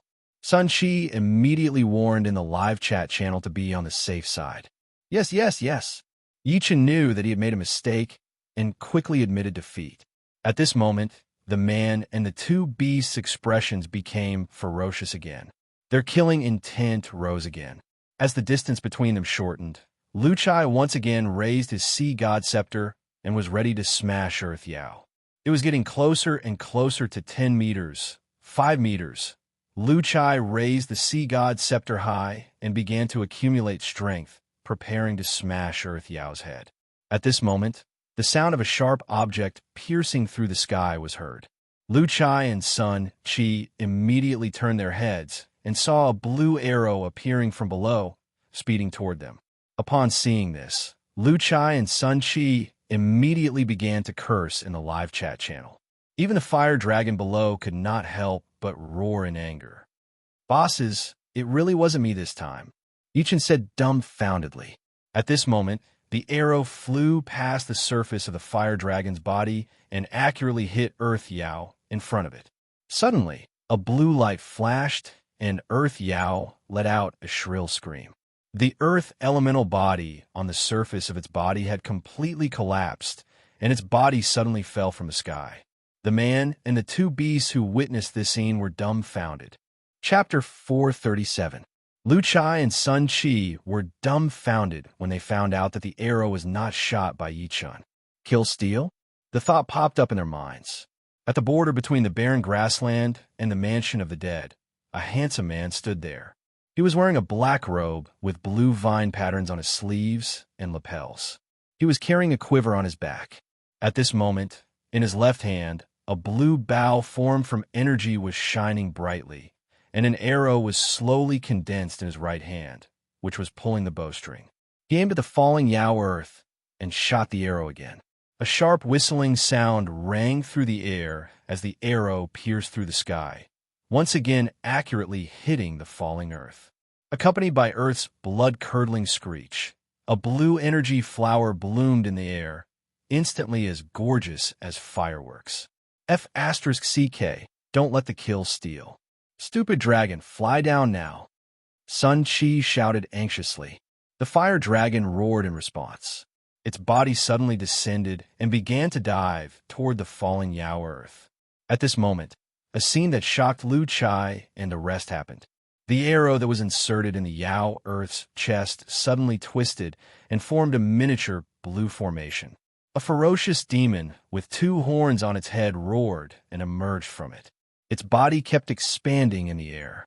It then grabbed the Yao earth and stuffed it into its mouth. No! At this moment, Lu Chai and Sun Chi began to wail in horror. The Yao earth in the Ghost King realm could bring them great benefits. At the very least, they could level up a few levels. How could they be willing to let their kill steal just like that? At this moment, Sun Chi wanted to pounce on the Yao earth and give it a big mouthful of milk. However, this ferocious demon obviously would not listen to Lu Chai and Guyu's screams. It swallowed the Yao of earth into its mouth, and its body began to distort. It let out a hoarse roar towards the sky before its body exploded along with the Yao of earth's body. Oh my God! Sun Chi held his head in horror. He felt that he had lost a huge amount of money. This was the feeling of heartache. At this moment, Lu Chai was also furious. He patted the fire dragon under him and said, "Go toward the direction where the arrow came from." Upon hearing this, the fire dragon immediately flapped its wings and stabilized its body. It then dived toward the direction where the arrow came from. After killing 2 Yao, the man did not leave. Instead, he looked at Lu Chai and the others who were approaching him with a smile on his face. Then, he clenched his left hand, and the longbow formed by energy suddenly transformed into a hollowed-out pattern on his wrist. "Oh, asshole, go to hell. That's the bastard. Kill him." Lu Chai and Sun Chi, whose eyes were bloodshot, arrived at this moment. The furious Lu Chai immediately raised the sea god scepter and decided to blow up this person's head. Seeing this, the man's expression was indifferent. Instead, he took a step forward. Suddenly, a huge blue formation appeared under his feet, and a blue demon that was over 10 meters tall emerged from the formation. Roar! At this moment, the fire dragon collided with the blue demon. The blue and scarlet flames began to collide and corrode each other. At this moment, Lu Chai and Sun Chi turned their attention to the man protected by the blue demon. Analyze ability activated. Gani, late Ghost King. Character details, son of the leader of the Galu denomination in the Luoho region. Proficient in many kinds of Azura Path powers. Known as the most talented saint in the Luoho region, he is one of the strongest competitors for the king of Luoho, His Excellency. Character status, lost voice, unable to speak when in the Azura Path chi cultivation state. After seeing this person's information, especially his strength, Lu Chai and Sun Chi's expressions became extremely ugly. Although this person's identity seemed to be very powerful, Lu Chai and Sun Chi did not care at all. The most important thing was that they could not defeat him. If they could defeat him, even if he was the son of a god, they would still smash his head on the spot. As players, Lu Chai and Sun Chi were just that realistic. Just when Lu Chai and Sun Chi thought that they were going to fight to the death, Gani suddenly waved his hand. The formation under his feet instantly dissipated, and so did the blue demon. However, the fire dragon was still in the midst of diving and could not stop in time. It crashed into Gani angrily. Bang! Gani stretched out his right hand and pressed it on the head of the fire dragon. His body began to slide backward under the effect of inertia. He slid for more than 10 meters before coming to a stop. Looking at Gani, who suddenly stopped, Lu Chai was stunned. He did not know if he should hit the sea god scepter that was raised high. As if to show that he was not an enemy, Gani took a few steps back and shook his head at Lu Chai. Lu Chai was not surprised that Gani could not speak after reading his information. He immediately jumped down from the back of the fire dragon and walked to Gani. Sun Chi's son also jumped down from Lu Chai's back and came to Gani. He stood up straight and pointed at Gani with one hand on his waist. Hey, I don't care who you are. You have to pay me this time. Gani obviously did not understand and showed a confused look. After thinking for a while, he began to use his hands to gesture to express his meaning. Sun Chi's son and Lu Chai were stunned by his gesture. Are you AF * King Naruto? What are you doing? Sun Chi's eyes widened. Green veins appeared on Gani's forehead. After thinking for a while, he suppressed his anger and slowed down his hand speed before gesturing again. Sun Chi's son, Lu Chai's son. Sun Chi's son and Lu Chai were speechless. They did not understand. Would they understand if they slowed down their hand speed? At this moment, Gani was a little anxious. He made another set of hand signs. Boss Lu, what should we do? We can't communicate with this mute. Sun Chi's son said helplessly. How the F * CK would I know? Wait, let me take a look at the shop. I think I've seen a translator in the tools category before. Thinking of this, Lu Chai opened the game shop, selected the special toolbar, and started searching. After a while, Lu Chai's eyes lit up. Item details, created by a research expert who wishes to remain anonymous. It could translate the meaning of the other party through their body language. Item price, 68 soul coins durability. 10 out of 10. Lu Chai immediately chose to buy it. The body language translator was a small silver box. Lu Chai immediately held it in his hand and said to Gani, Come on, continue gesturing. Hearing this, green veins on Gani's forehead twitched, but he still gestured. This time, the translator ran automatically and began to explain what Gani said. Gani, I'm the holy son of the Galu denomination from the Raho land. I mean no harm to you. Then why did you steal the kill? Lu Chai glared at him. Gani, I saw that you guys were chasing after the Earthlings. I realized that you guys couldn't catch up, so I helped. Thank you so much. Gani, you're welcome. At this moment, Lu Chai almost raised the Sea God Scepter and gave this guy a critical hit on the head. Tell me, what's your purpose? Lu Chai could tell that Gani came with a purpose, so he immediately asked, Gani, I know that you're the player clan, and you're currently at war with the 9 luminaries. Our Raho land is preparing to declare war on the land of the 9 luminaries and plunder all their spiritual minds. So, do you want to cooperate with the Raho land and conquer the land of the 9 luminaries together? The Rahu land is going to declare war on the 9 luminaries? Hearing this, Lu Chai's eyes widened. Lu Chai didn't know much about the Raho land. He only knew that the Raho land was located to the north of the 9 luminaries, and it was a big domain formed by many forces. However, unlike Baiki, the forces in the Raho land were very united. If there wasn't a huge conflict, they wouldn't start a war because they all believed in the same ancient god, the Azura. Therefore, the cultivation system in the whole big domain was very unified, and everyone was a cultivator of the Azura path. This was also because the players who liked to explore had explained the local customs and practices of the big domain on the official website after they arrived. At that time, Lu Chai happened to see it, so he had some understanding of the new big domain. Thinking about this, Lu Chai couldn't help but frown. Since the start of the war between the land of the 9 luminaries and the player clan, they had lost at least a third of their soldiers, including 2 Yao, for their brothers had died. It was obvious that the Raho land was plotting against the land of the 9 luminaries because of the heavy losses they had suffered. The act of beating a drowning enemy was so F * King realistic. However, Lu Chai did not think that this was a good thing. After all, they knew too little about the Luoho land, and the alliance was unreliable. Perhaps the Luoho land would attack the players next after the 9 luminaries were annihilated. After playing the game for more than a year, Lu Chai had a clear understanding of the survival rules of this world. He also understood the principle of the survival of the fittest. With the strength of the players, they had no right to negotiate with the Raho land. Even if the 9 luminaries were destroyed, the player clans still wouldn't have the right to speak because their strength wasn't equal. Seemingly noticing the worry in Lu Chai's eyes, Gani began to gesture. Gani, I know what you're worried about, but don't you want to take back Beiki that belongs to you? As far as I know, His Excellency Xing Yao is ready to break through to the Ghost Emperor realm.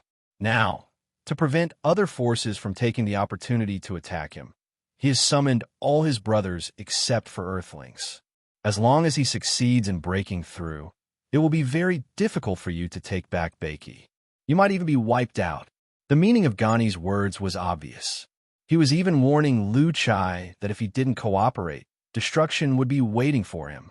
Regarding this, Lu Chai's expression was calm, and he didn't panic at all. From Lu Chai's point of view, so what if Xing Yao had broken through to the godly state? Could he jump out of the game world and attack me? Lu Chai didn't feel pressured by these words at all. He even wanted to laugh. I don't believe you. Lu Chai told the truth. Gani, the reason I came to Beiki this time is to take advantage of Xing Yao's breakthrough to kill Tu Yao so that we can have one less strong enemy in the war. Don't tell me that I'm not sincere enough. If Xing Yao knows that I killed his brother, he'll definitely fight to the death with the land of Rahu. How can you guarantee that the player clan will get the benefits we deserve after conquering the land of the 9 luminaries? Lu Chai frowned. Gani, this war is of great significance to the Rahu land. The 5 clans of the Rahu land will choose the new king of Rahu according to the merits of killing the enemy. If I can become the king of Rahu, I promise that I will never go to war with Beiki. When the time comes, I will definitely give you the benefits you deserve. Hearing this, Lu Chai was stunned. At this moment, he knew what Gani was thinking. Did he want the players to help him become the king of Rahu? Chapter 438. Upon seeing this, Lu Chai immediately raised the sea god scepter and smacked it on Gani's head. Power of Azura, incomplete active. Bang! Before Lu Chai could finish his sentence, his right arm was crushed by Gani and turned into blue crystals. Give me back the clan weapon, or I'll kill you. After some thought, Gani chose to agree because he believed that the 2 players in front of him would not be stupid enough to play tricks in front of someone who was far more powerful than them. That would only lead to death. What clan weapon? What are you talking about? I don't understand sign language at all. The dog said blankly. Skill note. This skill can only be used once every 72 hours. After using it, there's a very low probability of learning a skill of the Azura path. At this moment, Lu Chai's sea god body's duration was up. His body suddenly collapsed, and Lu Chai and Yuan Fong fell to the ground. This was just like the cursed Apostle clan. Even though they knew that the result of failure would be terrible, they still chose to support one side after coming to Beiki to fight for a chance of survival in the future. As for the extinction of the clan, the hammer smashed Gani's body to the ground. Anger appeared on his face as he slapped Lu Chai's sea god scepter away. Then he grabbed the dog's neck with a murderous look in his eyes, as if he wanted to force the dog to return the clan weapon. He did not lose anything anyway, so it did not matter if he died. I'll give you back your hammer. Equipment of this quality could be counted on one hand in Beiki. It was too tempting for them. This time, Sunga light did not appear, as if it had disappeared into thin air. Yeah, who are you? Why are you so close to me? Do we know each other? Lu Chai asked immediately. Item effect. Sunga illusion, active. Azura demon formation, active. Power of Azura, incomplete active. Curse light, passive bang. Gani's face turned gloomy.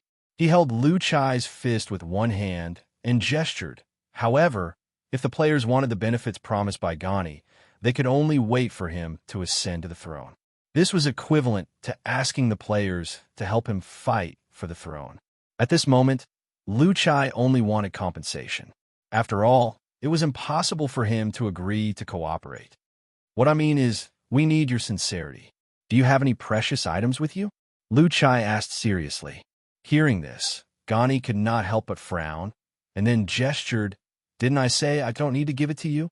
After experiencing so many twists and turns, Yuan Fong felt mentally exhausted.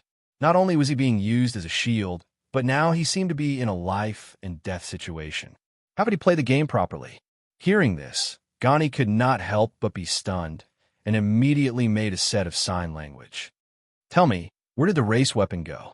Seeing this, Gani immediately gestured.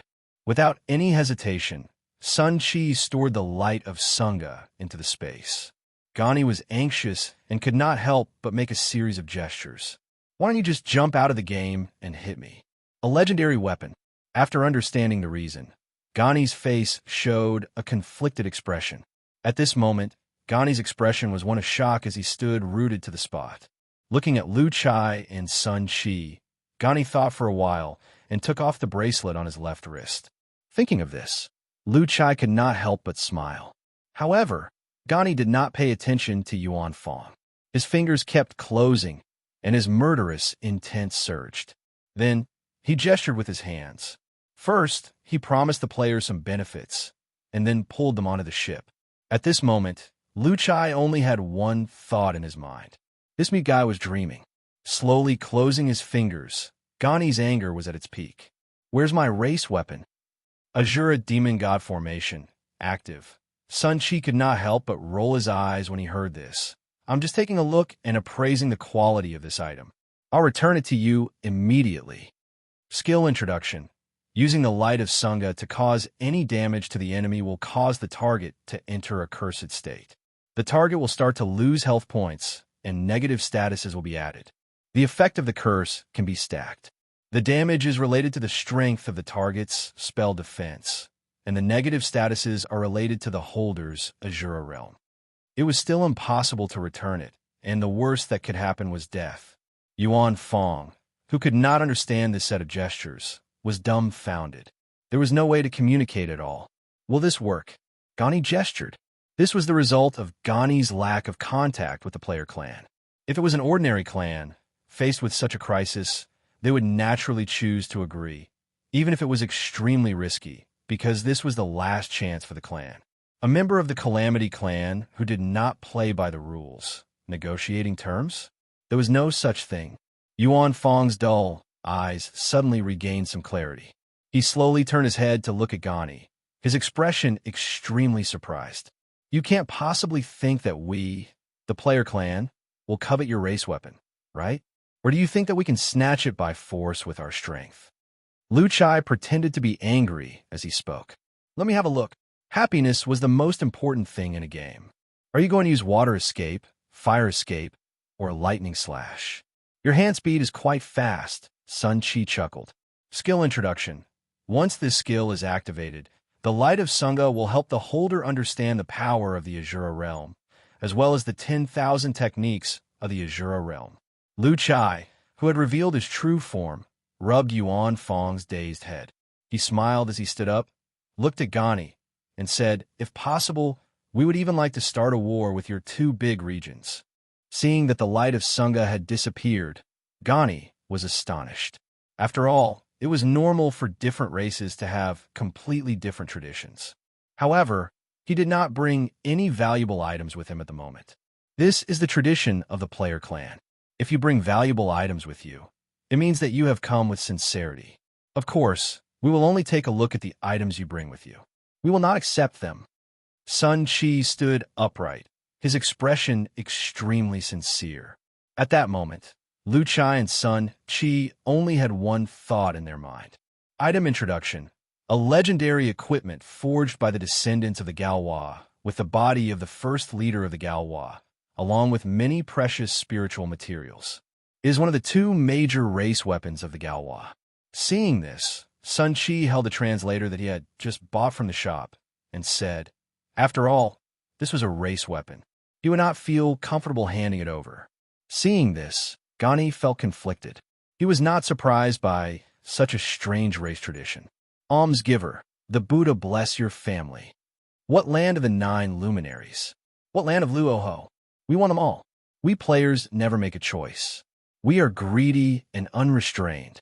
Kid, take this as compensation for stealing the kill. If you're not satisfied, what can you do to me? Gani did not hesitate this time. His eyes flashed fiercely as he snapped Sun Chi's neck. Looking at the light of Sunga in Gani's hand, Lu Chai and Sun Chi were almost drooling. However, Gani was facing a player. Return the race weapon to me. Otherwise, the player clan will face the wrath of the land of Luoho. Sunga illusion active, colon slurp. Sun Chi wiped the corner of his mouth and stretched out his paw. He subconsciously reached out to grab the black mist that Sun Chi had transformed into, but there was nothing there. In the upcoming battle for the king of Luoho, losing the light of Sangha was undoubtedly fatal for Gani. He felt like he was going crazy from anxiety. Skill introduction. The light of Sangha has no fixed form. It can transform into any form of weapon according to the user's will. After a fruitless search, Gani's eyes flashed coldly. He looked at Yuan Fong, who was sitting on the ground with a dull look on his face. Sun Chi silently deactivated his pain sensation and raised his middle finger. Seeing this, Lu Chai chuckled and hammered his fist at Gani's head. Return my ass. Have you ever seen a player return something that he borrowed? Don't you know your limits? Lu Chai and Sun Chi's eyes immediately focused on Gani's bracelet. Skill introduction. Inject the power of Azura into the light of Sangha.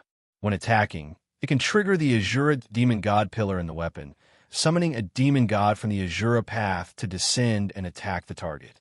However, he really needed help from an external force. Even he was not confident in winning the battle for the Azura King's position. Except for his race weapon, there was no gaming experience at all. Almsgiver, please let me go, said Yuan Fong pitifully. It's not a problem if you want to meet our clan leader. However, if you don't bring anything valuable with you, it's disrespectful to our clan leader. He won't meet you. Lu Chai seemed to have noticed Gani's hesitation and continued to instigate him. Sun Chi instantly turned into a black mist and dissipated with the wind. However, the light of Sangha did not appear. What a shrewd plan. What does sincerity have to do with what valuable items I brought? Gani was speechless. Gani's eyes seemed to be spitting fire when he heard that. The shadow of the Azura demon god appeared behind him and grabbed Lu Chai. He crushed Lu Chai on the spot and exploded into a black mist. Furious, Gani began to search for souls around him.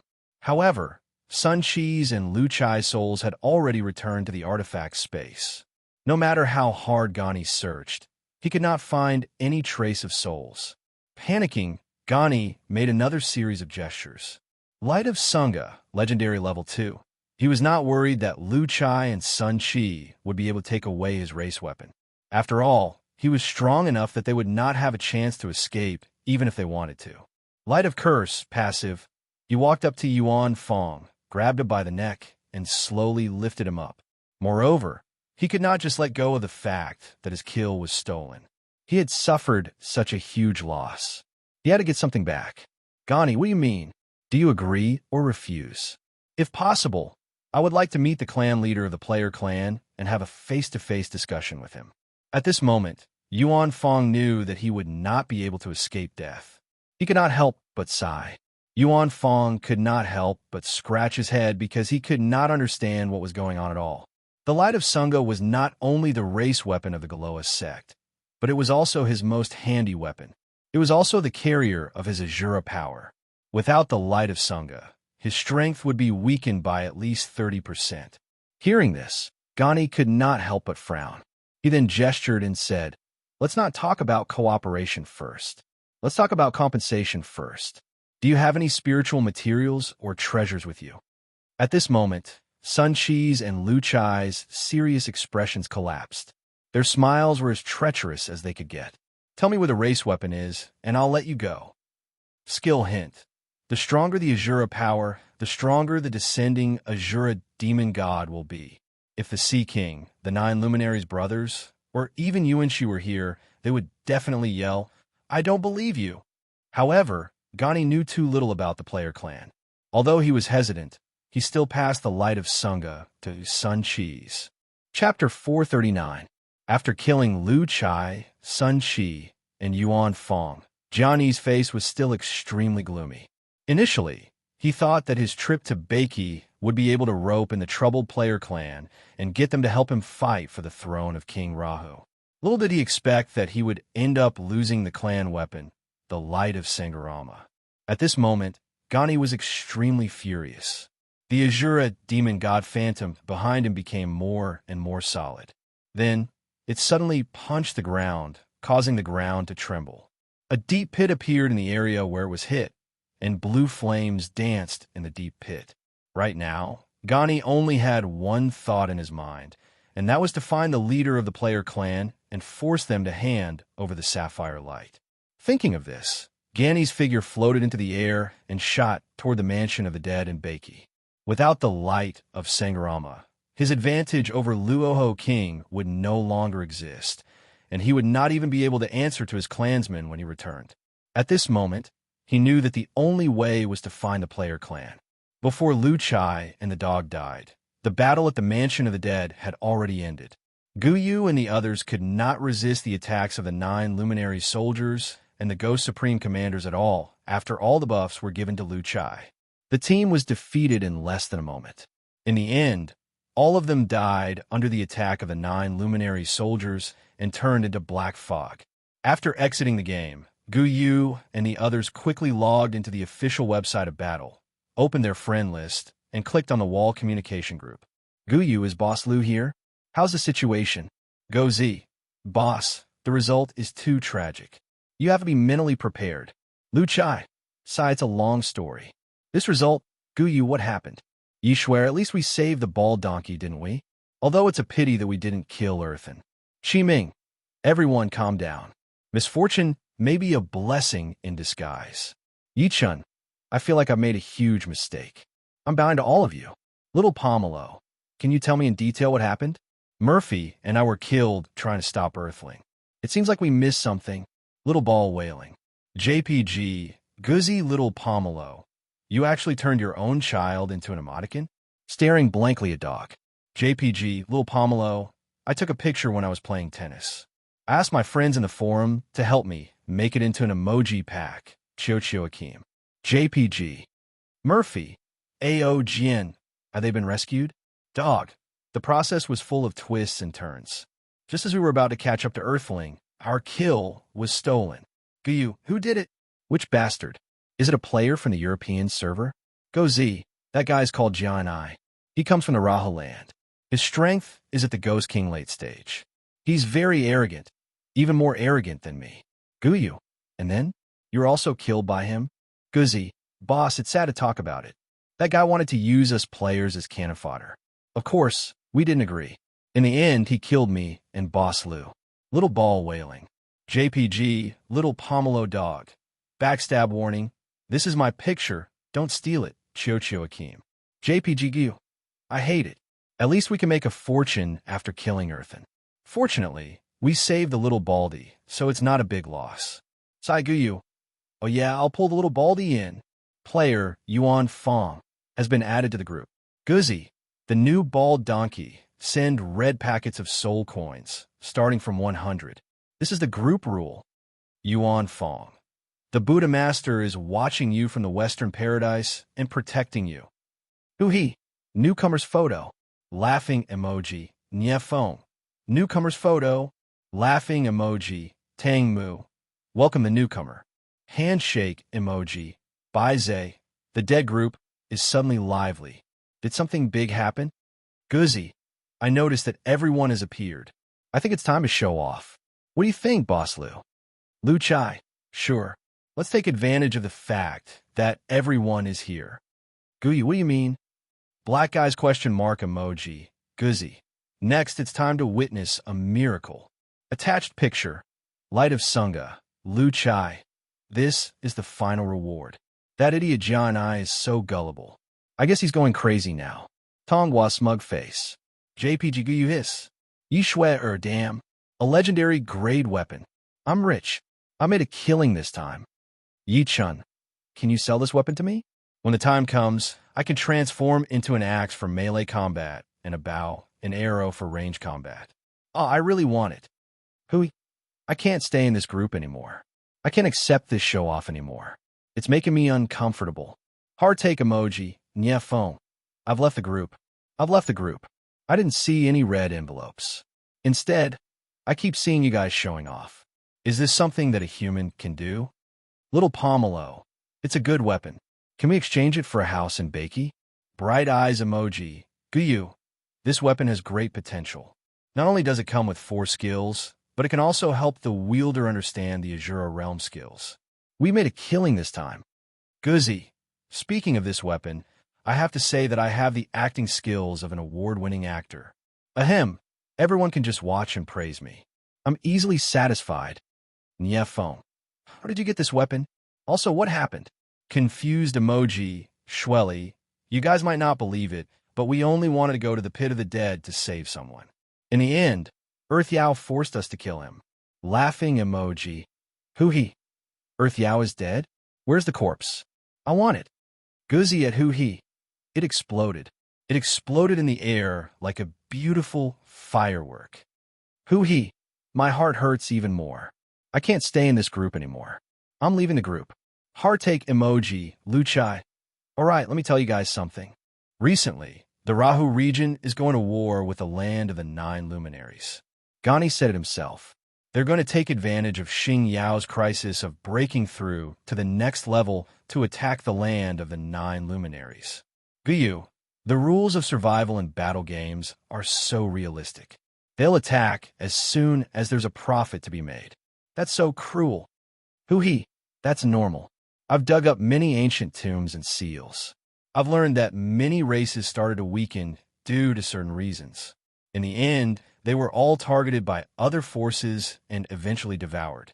Even the forces of the original alliance joined in the encroachment. Laughing emoji, Tangmu. If you fall behind, you'll get beaten up. Actually, that's the rule of survival everywhere. It's just that it's more vivid in the game. Lu Chai. When the war between the land of the 9 luminaries and the Rahu region starts, the soldiers of the Mansion of the Dead will definitely retreat.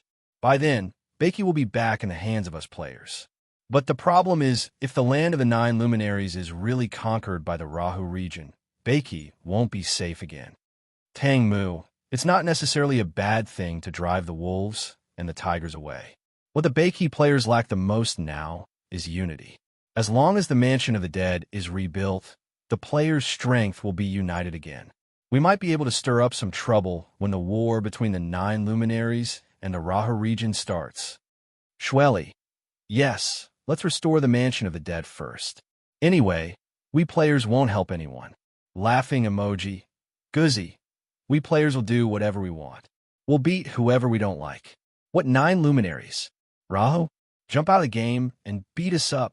Laughing emoji. Shwelly. Hee hee. Guzzy is right. When the war between the 2 regions starts, we'll go through the barren grassland and take advantage of the situation. We'll see some spiritual mines and get rich. Yi-chun.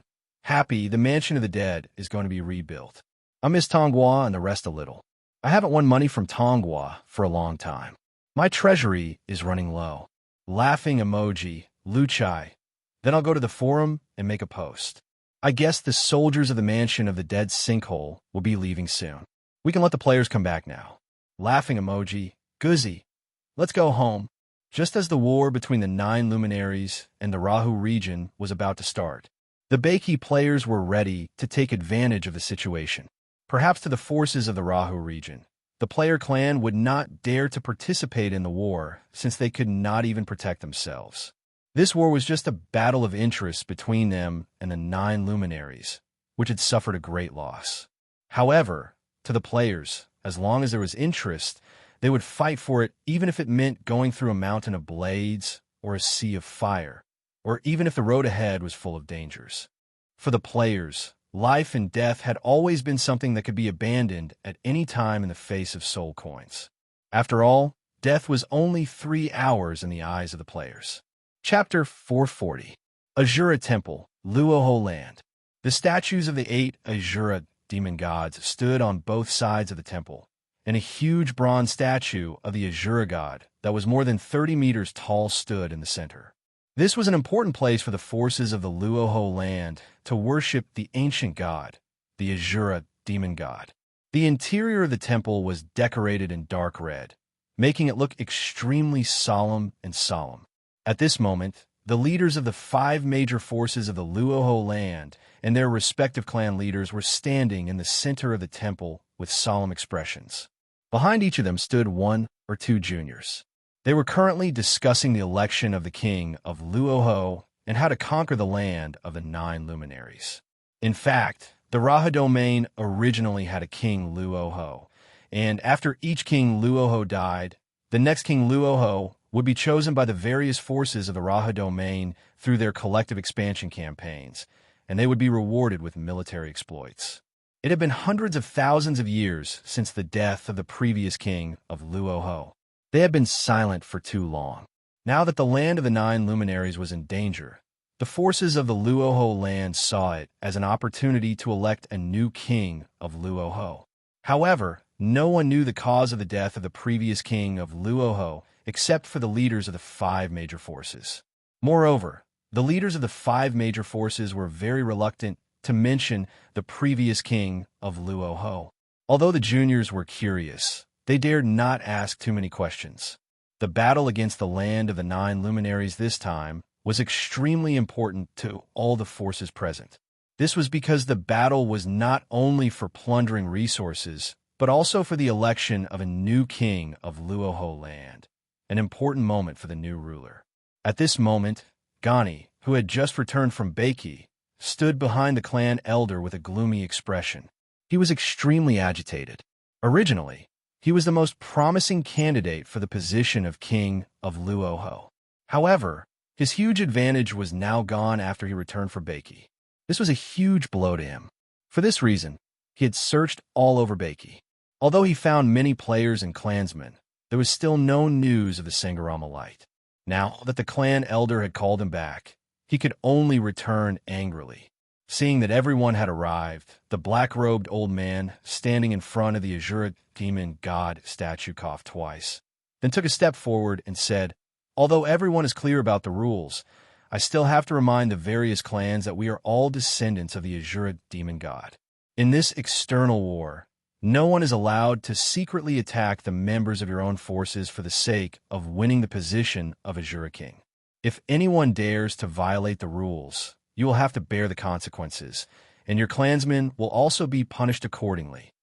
As he spoke, the black-robed elder's expression turned cold as he swept his gaze over the various clan leaders present and the competitors behind them for King Luoho. Those who were swept by his gaze could not help but lower their heads, not daring to look him in the eye. This was because not only was this black-robed old man publicly acknowledged as the strongest expert in the Rahu region, he was also the previous king of Ra's tribe. Regardless of whether it was in terms of authority or strength, he was not someone that the various races could go against. However, there was one thing that puzzled the various races. After the death of the previous king of Luoho, the king clearly had the strength to take over the position of king of Luoho. Why did he choose to retire behind the scenes? To them, this was an irresistible temptation. This was because the current king's strength had already reached the intermediate Ghost Emperor realm. As long as he became the king of Luoho and received the blessings of the great emperor, his strength would rise to the peak Ghost Emperor realm.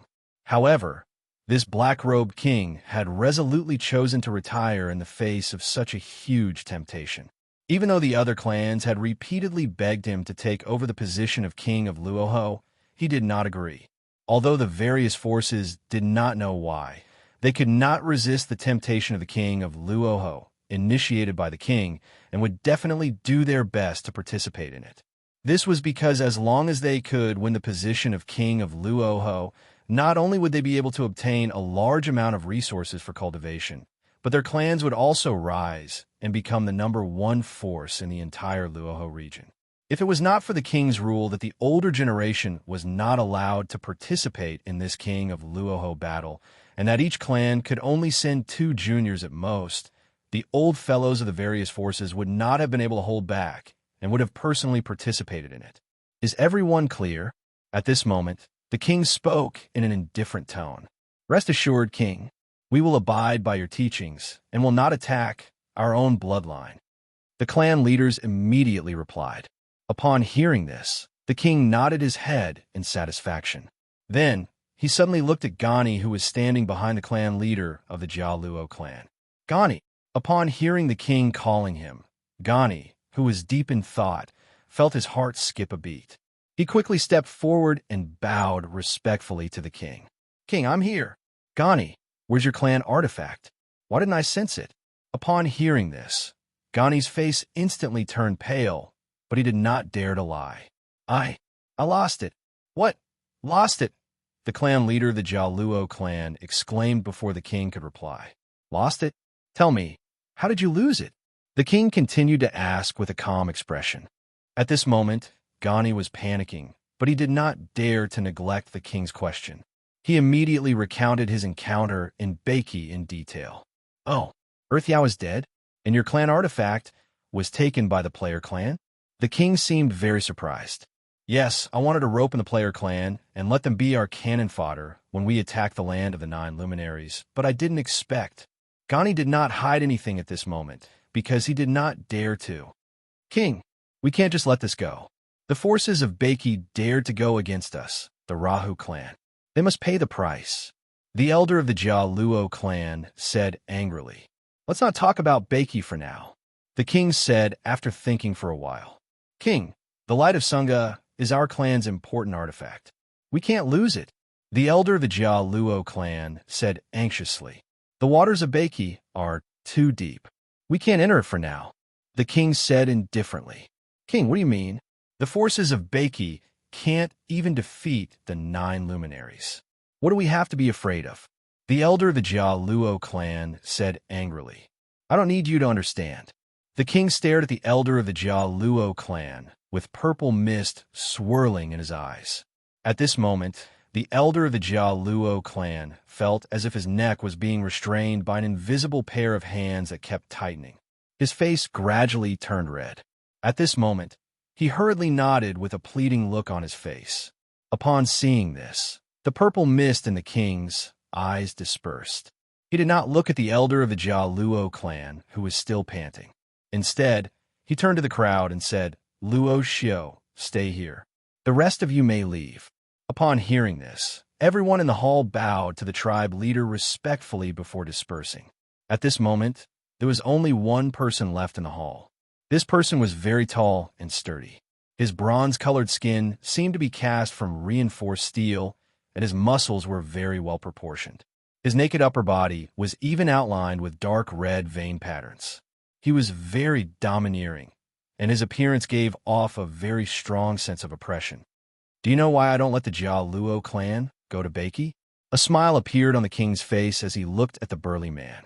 It's none of my business, Luo Xiao said bluntly. If anyone else was present, they would definitely be shocked to the extreme for daring to speak to the king in such a manner. This was an act that was completely suicidal. However, the king was not angry. Instead, he still had a smile on his face. Half a year ago, I discovered that some forces from the heaven realm had broken through the barrier and arrived. At that time, I used the Shura to investigate the area where the forces from the heaven realm had descended. Do you know what I saw? Those bastards from the heaven realm are probably here to capture the remnants of the heaven-defying alliance again. Otherwise, what else would they be here for? Luo Xiao could not help but twitch his mouth. I saw an old friend, North Sea. What? Hearing this, Luo Xiao's expression suddenly changed. Didn't he die in battle with the Northly deity a long time ago? How could he still be alive? At this moment, Luo Xiao was very surprised. Aren't you still dead? The former Luoho king, Shura. The king said with a smile. Hearing this, Luo Xiao's eyes were filled with uncertainty. At this moment, he thought of the meeting hundreds of thousands of years ago. The battle between him and that extremely arrogant guy. The result of that battle was his crushing defeat. At that time, he opened his mouth angrily and wanted to fight again after he became a god. However, the guy who called himself North Sea rejected him. He said that becoming a god was nothing. A true powerhouse should take the path of killing immortals and igniting the divine fire. This path was the true path of godhood. As long as he succeeded, he would be invincible among those of the same realm. At that time, he was called Shura and was the well-deserved king of the Luoho land. It was also that battle that defeated him and made him realize that there was always someone better out there. His so-called invincibility among those of the same realm was just a joke. It was also at that time that Shura promised North Sea that he would also walk this path. If you can do it, I can definitely do it. In the following tens of thousands of years, Shura made preparations to kill gods and waited for the moment when he became a god to fight North Sea again. However, to his regret, North Sea died prematurely. He was killed by the forces of the heaven realm together with the northly deity and the northly deity. This became a regret in Shura's heart. He could no longer fight North Sea, nor could he prove to him that he was the strongest among those of the same realm. Even so, Shura continued on the path of killing immortals and becoming a god, because he wanted to achieve the ultimate path of godhood that North Sea could not achieve even until his death. After reaching the demigod realm, he chose to kill immortals without hesitation. He risked his life to kill a god from the heaven realm and obtain the divine fire. After that, he left the Luoho land and began a journey that lasted thousands of years. However, he was eventually found by the forces of the heaven realm and was killed by the gods of the heaven realm. He was one of the losers on this ultimate path of godhood.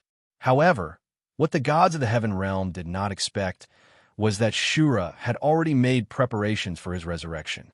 Azura path, extreme path, Shura turned after hundreds of thousands of years of slumber. He woke up 300 years ago and regained his memories.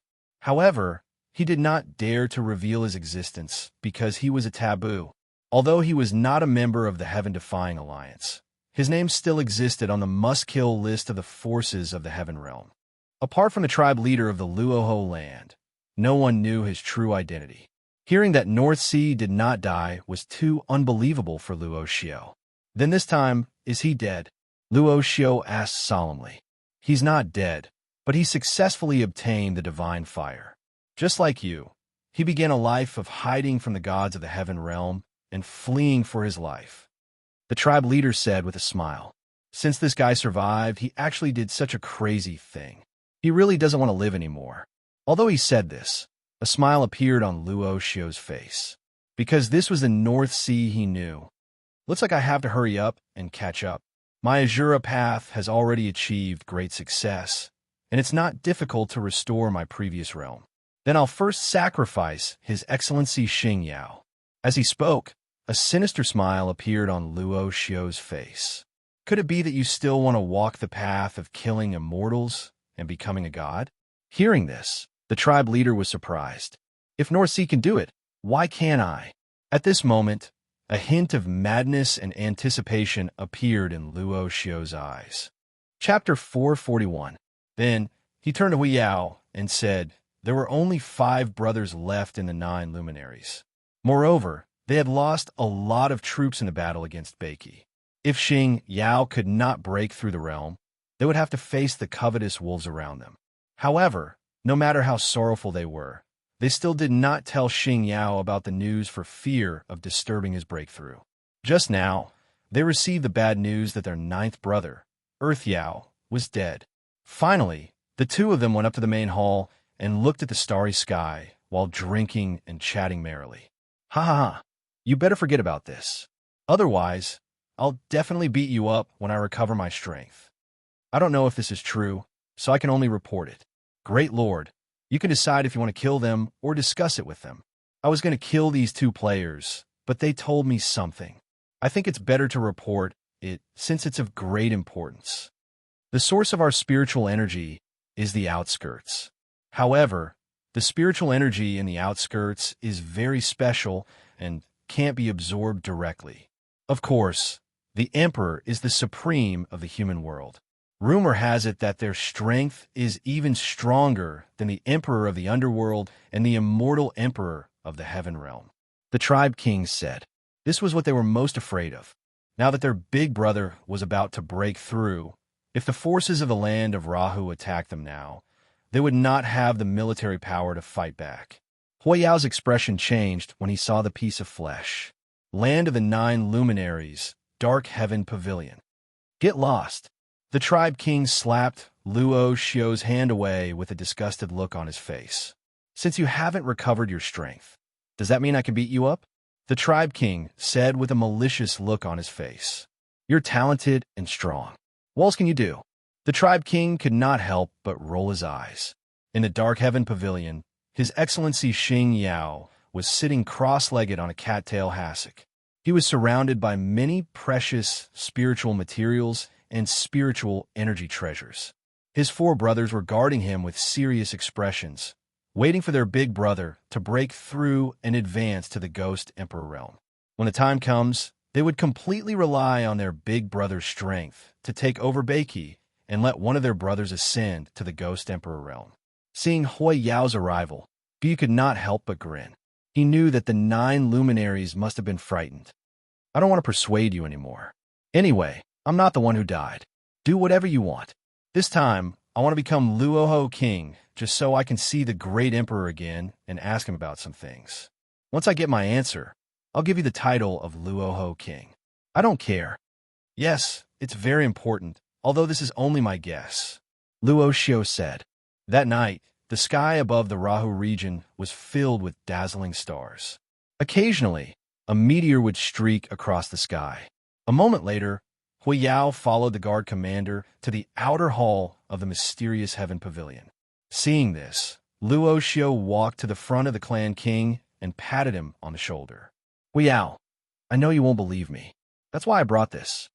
Gu took out a piece of minced meat from his pocket. Therefore, they were extremely nervous at this moment. The tribe king could not help but sigh as he looked at Rashu, who had a determined look on his face. Looking at the shocked tribe leader, Luo Xiao continued. White Phantom, the White Phantom that can speak. Hui Yao's expression froze when he saw Guzi baring his teeth. If it wasn't for the player clan, the land of the 9 luminaries wouldn't have fallen into such a predicament, and his brothers wouldn't have died. This is the last time. If you die again, the Rahu King will be mine. After arriving at the entrance of the cabinet, Hui Yao gave his subordinate a look. Then, both of them walked out of the cabinet. What's wrong? Haven't you seen a mutated divine beast before? Don't be so naive. I can even fly. Guzi continued to speak arrogantly. In such a crisis, they had placed all their hopes on their eldest brother, Xing Yao. Didn't I tell you not to disturb me unless it's something important? Originally, the land of the 9 luminaries had 3 Ghost Emperor realm powerhouses, so they were unafraid of any external enemies. However, now that their second brother, Yu Yao, and third brother, Ri Yao, were dead, they no longer had the strength they once had. Hearing Luo Xiao's words, the tribe leader's expression changed abruptly. The player clan said that the forces in the Rahu region have begun to gather their troops and are preparing to attack the land of the 9 luminaries. They said that they want to take over the land of the 9 luminaries. As he spoke, the guard commander's forehead was covered in cold sweat. Upon hearing Hui Yao's words, the guard commander immediately knelt on one knee and said, Tell us everything you know. Tell me everything you know. Also, tell me your purpose. Look at how arrogant you are. Can't we negotiate properly? Guzi couldn't help but bared his teeth at Hui Yao. The brothers were bound together for good or bad, so they were equally nervous at this moment. Hearing this, the tribe leader was puzzled. He couldn't help but ask, what does this have to do with the strength of the human emperor? According to what you said, the human world should be the weakest, right? What's the matter? If you want peace, forget it. The player clan must be destroyed, Hui Yao said in a deep voice. After walking out of the cabinet, Hui Yao stopped in his tracks and said in a deep voice, even with the passage of time, the sky was still the same. It had never changed. Watching the fall of generations of heroes in the Rahu region, it had also witnessed the rise of generations of new people. The 100 Ghost region in the west, the Rahu region in the north, and the Cheonyo region in the south were all extremely powerful beings. Although they hadn't taken any action yet, the brothers of the 9 luminaries were already filled with a sense of crisis. Shut up. Guyu couldn't help but glare at Guzi and scolded in the live chat channel. So what if you're strong? You can't fight against the heaven realm. You're destined to die. The tribe leader angrily rebuked, who was the one who clenched his fist and shouted at me with tears in his eyes, saying that King Luoho would be his and that he would never admit defeat. The tribe leader couldn't help but roll his eyes. Luoxio shook his head. You don't understand because you haven't experienced it. What North Sea said back then was right. This is the ultimate path to becoming a god. After fleeing for thousands of years, I've deeply understood this point. We were sworn enemies back then, but you chose not to kill me in the end. You even promoted me to be the tribe leader. I've always remembered this kindness.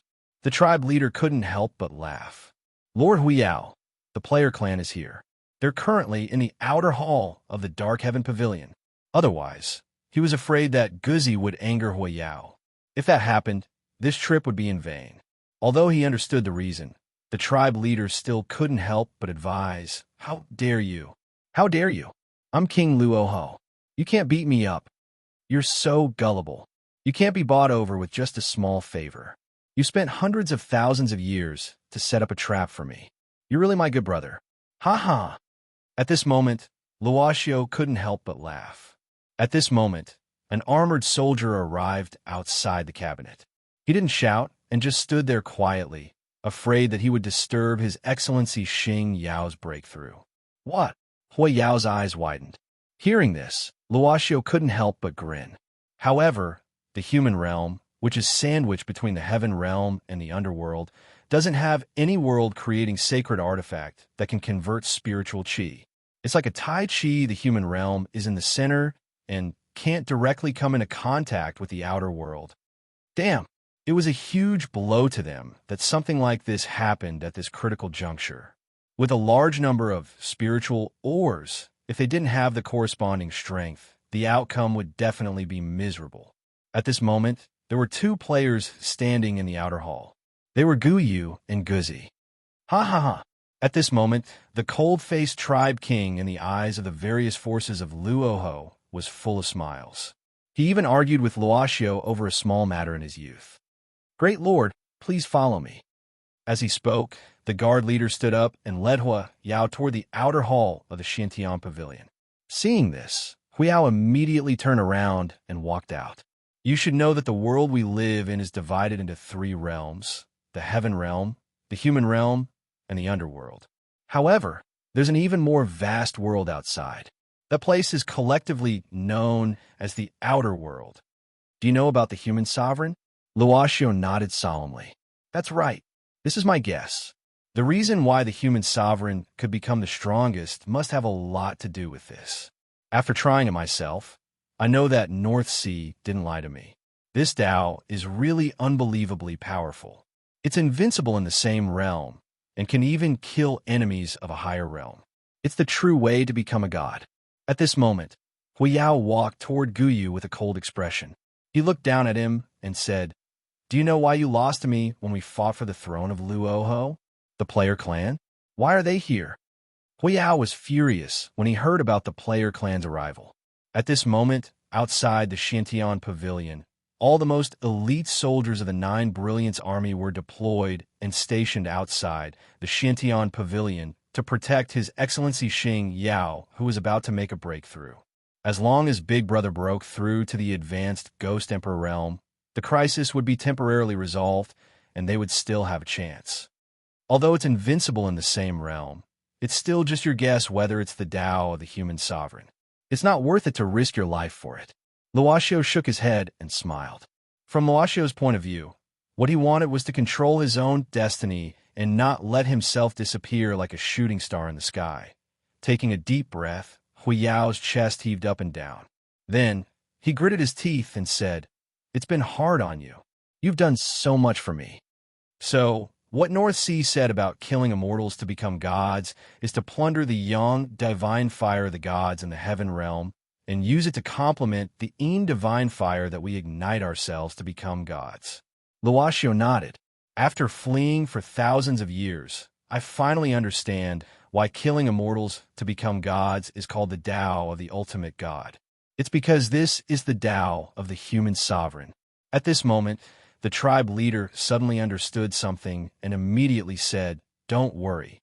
He immediately said, However, this is not a problem for the three realms because the heaven realm has the heavenly path of reincarnation to convert the energy from the outer realm into spiritual energy, while the underworld has the 6 paths of reincarnation to convert spiritual energy.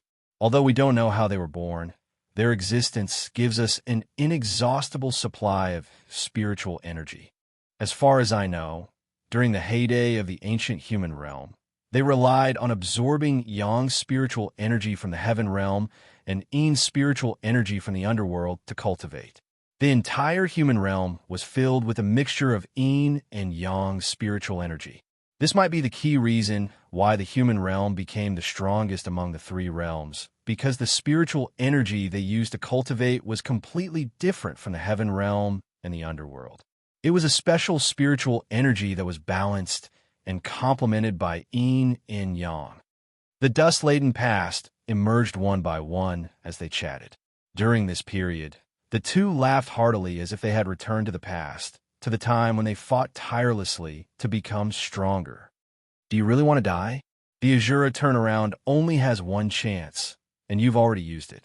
If you die this time, you'll really die. At this moment, it was the biggest crisis that the land of the nine luminaries had ever faced. If they couldn't overcome it, they would face destruction. No, it's because I desire to become stronger more than you do. In order to become the strongest, I can abandon everything, including my own life. Chapter 442. Hua Yao looked like he was about to spit fire when he saw the minced meat in Gu Yu's hand. The nine brothers were connected by blood. He recognized the minced meat at first glance. It was his ninth brother, Earth. At this moment, Hua Yao looked at Gu Yu with murderous intent. Don't misunderstand, we didn't kill Earth. See for yourself if you don't believe me. The reason why he brought Earth's minced meat here was that Gu Yu had already analyzed it beforehand and confirmed that there was a mark of the Azura realm left on it. Hua Yao suppressed his anger and reached out to take the minced meat from Gu Yu. Earth's expression froze the moment he touched it. A force flowed from his body into the minced meat through his arm. Suddenly, a blue and purple mist appeared on the surface of the minced meat. The Azura realm, Hua Yao exclaimed.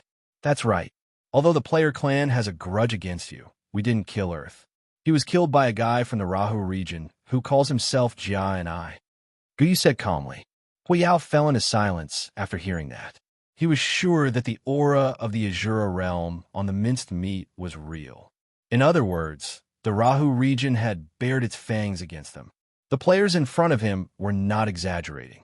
The forces in the Rahu region know that your brother, Xing Yao, is in the midst of a breakthrough. That's why they sent Jia and I to Beiki to kill Earth, one of the threats. Fortunately, there will be one less strong enemy when we officially start the war with you. This minced meat has explained everything. I didn't lie to you, Gu Yu said again. What's your purpose then? Hua Yao was filled with grief and indignation. He raised his head and looked at Gu Yu. It's simple. I want 10 spiritual minds west of the barren grassland. Gu Yu stated his request calmly. You're courting death. Hua Yao was furious.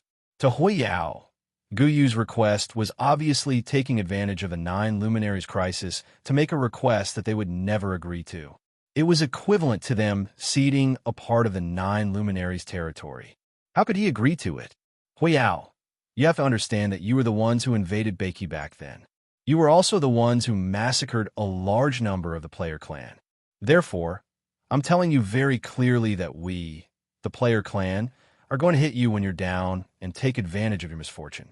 If you don't agree, we, the player clan, will pay you back mercilessly after you start the war with the Rahu region. Gu Yu grinned, but his tone was very firm. At this moment, Hua Yao could no longer contain the anger in his heart and was ready to attack. Great Lord! At this time, the guard commander beside Hua Yao hurriedly stepped forward and stopped Hua Yao.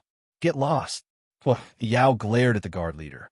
Great Lord Hua Yao, I think that you should inform the other great lords about this matter and discuss it together before making a decision. Discuss my ass. You want us to give up our territory? Dream on.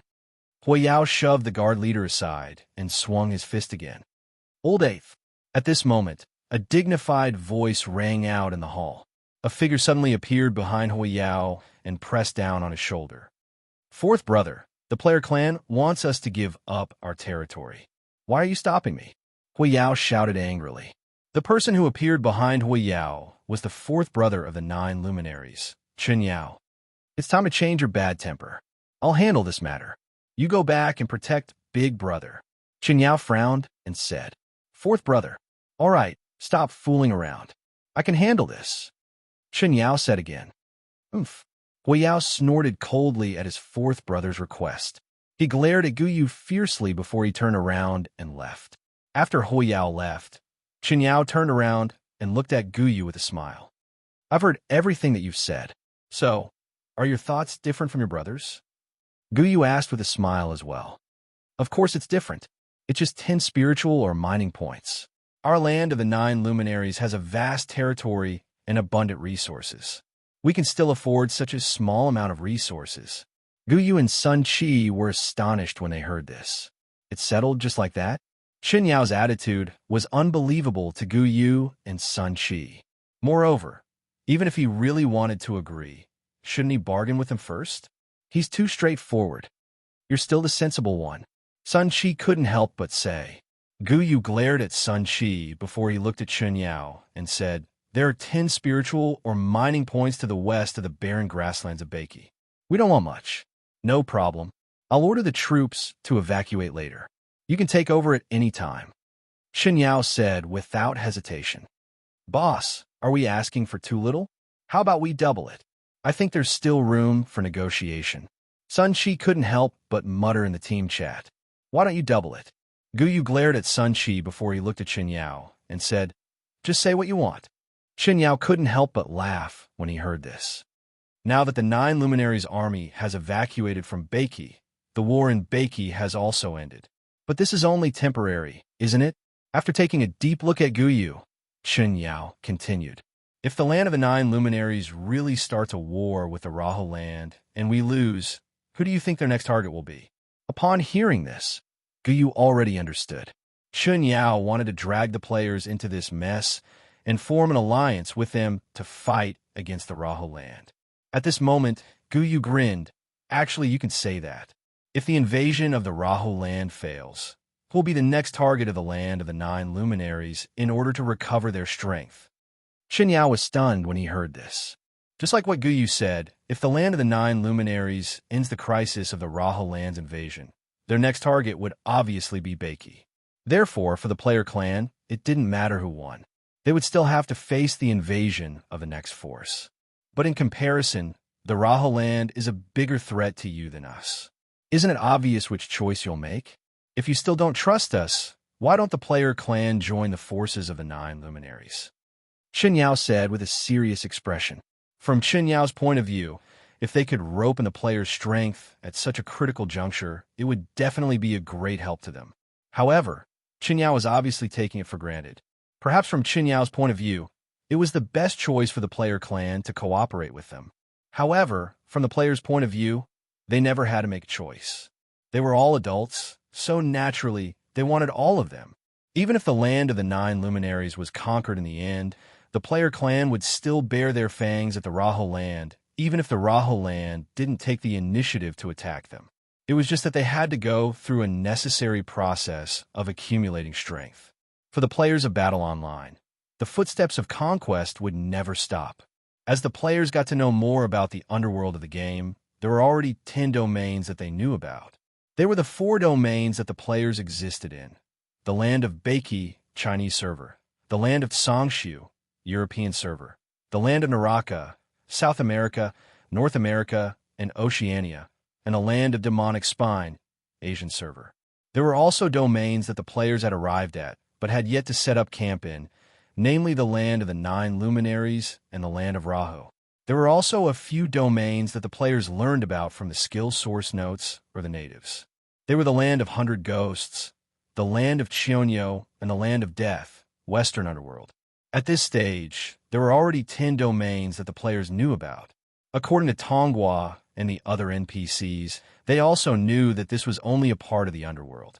They were currently in the Eastern Underworld, the Western Underworld that they had never set foot in, and the Underworld Sea World that was even more vast than the land. The world view of the entire game was immensely vast, and there were infinite possibilities waiting for them to explore. The players wanted to explore the mysteries of this world in order to obtain powerful strength. In order to obtain powerful strength, their footsteps of conquest could never stop. Therefore, in the eyes of the players, whether it was the unbeatable 9 luminaries brothers at this stage or the forces of the Raho land that they knew very little about, they were merely a stop in their endless journey of conquest. Perhaps they would be defeated along the way and experience setbacks, but they would still stand up countless times, flatten the mountains in front of them, and cross over to welcome the challenge of the next peak. Therefore, the players had never felt that the 9 Luminaries brothers were unreachable, and they would never wag their tails and beg for mercy to any forces that could crush the players. Even the players at the bottom of the ladder clearly knew that they were only at the beginning, not the end. There could only be one future for them, and that was to become the king of the underworld. This was the character of the players, with unlimited potential and fearlessness. At this moment, facing Chun Yao's solicitation, the weaker forces would definitely be overwhelmed by the favor and even moved to tears. However, the ones standing in front of him were the players. Even if they were weak, the player clan had the ambition to dominate the underworld. At this moment, Guyu could not help but laugh. After thinking for a while, he said with a serious face, "Actually, I have a suggestion.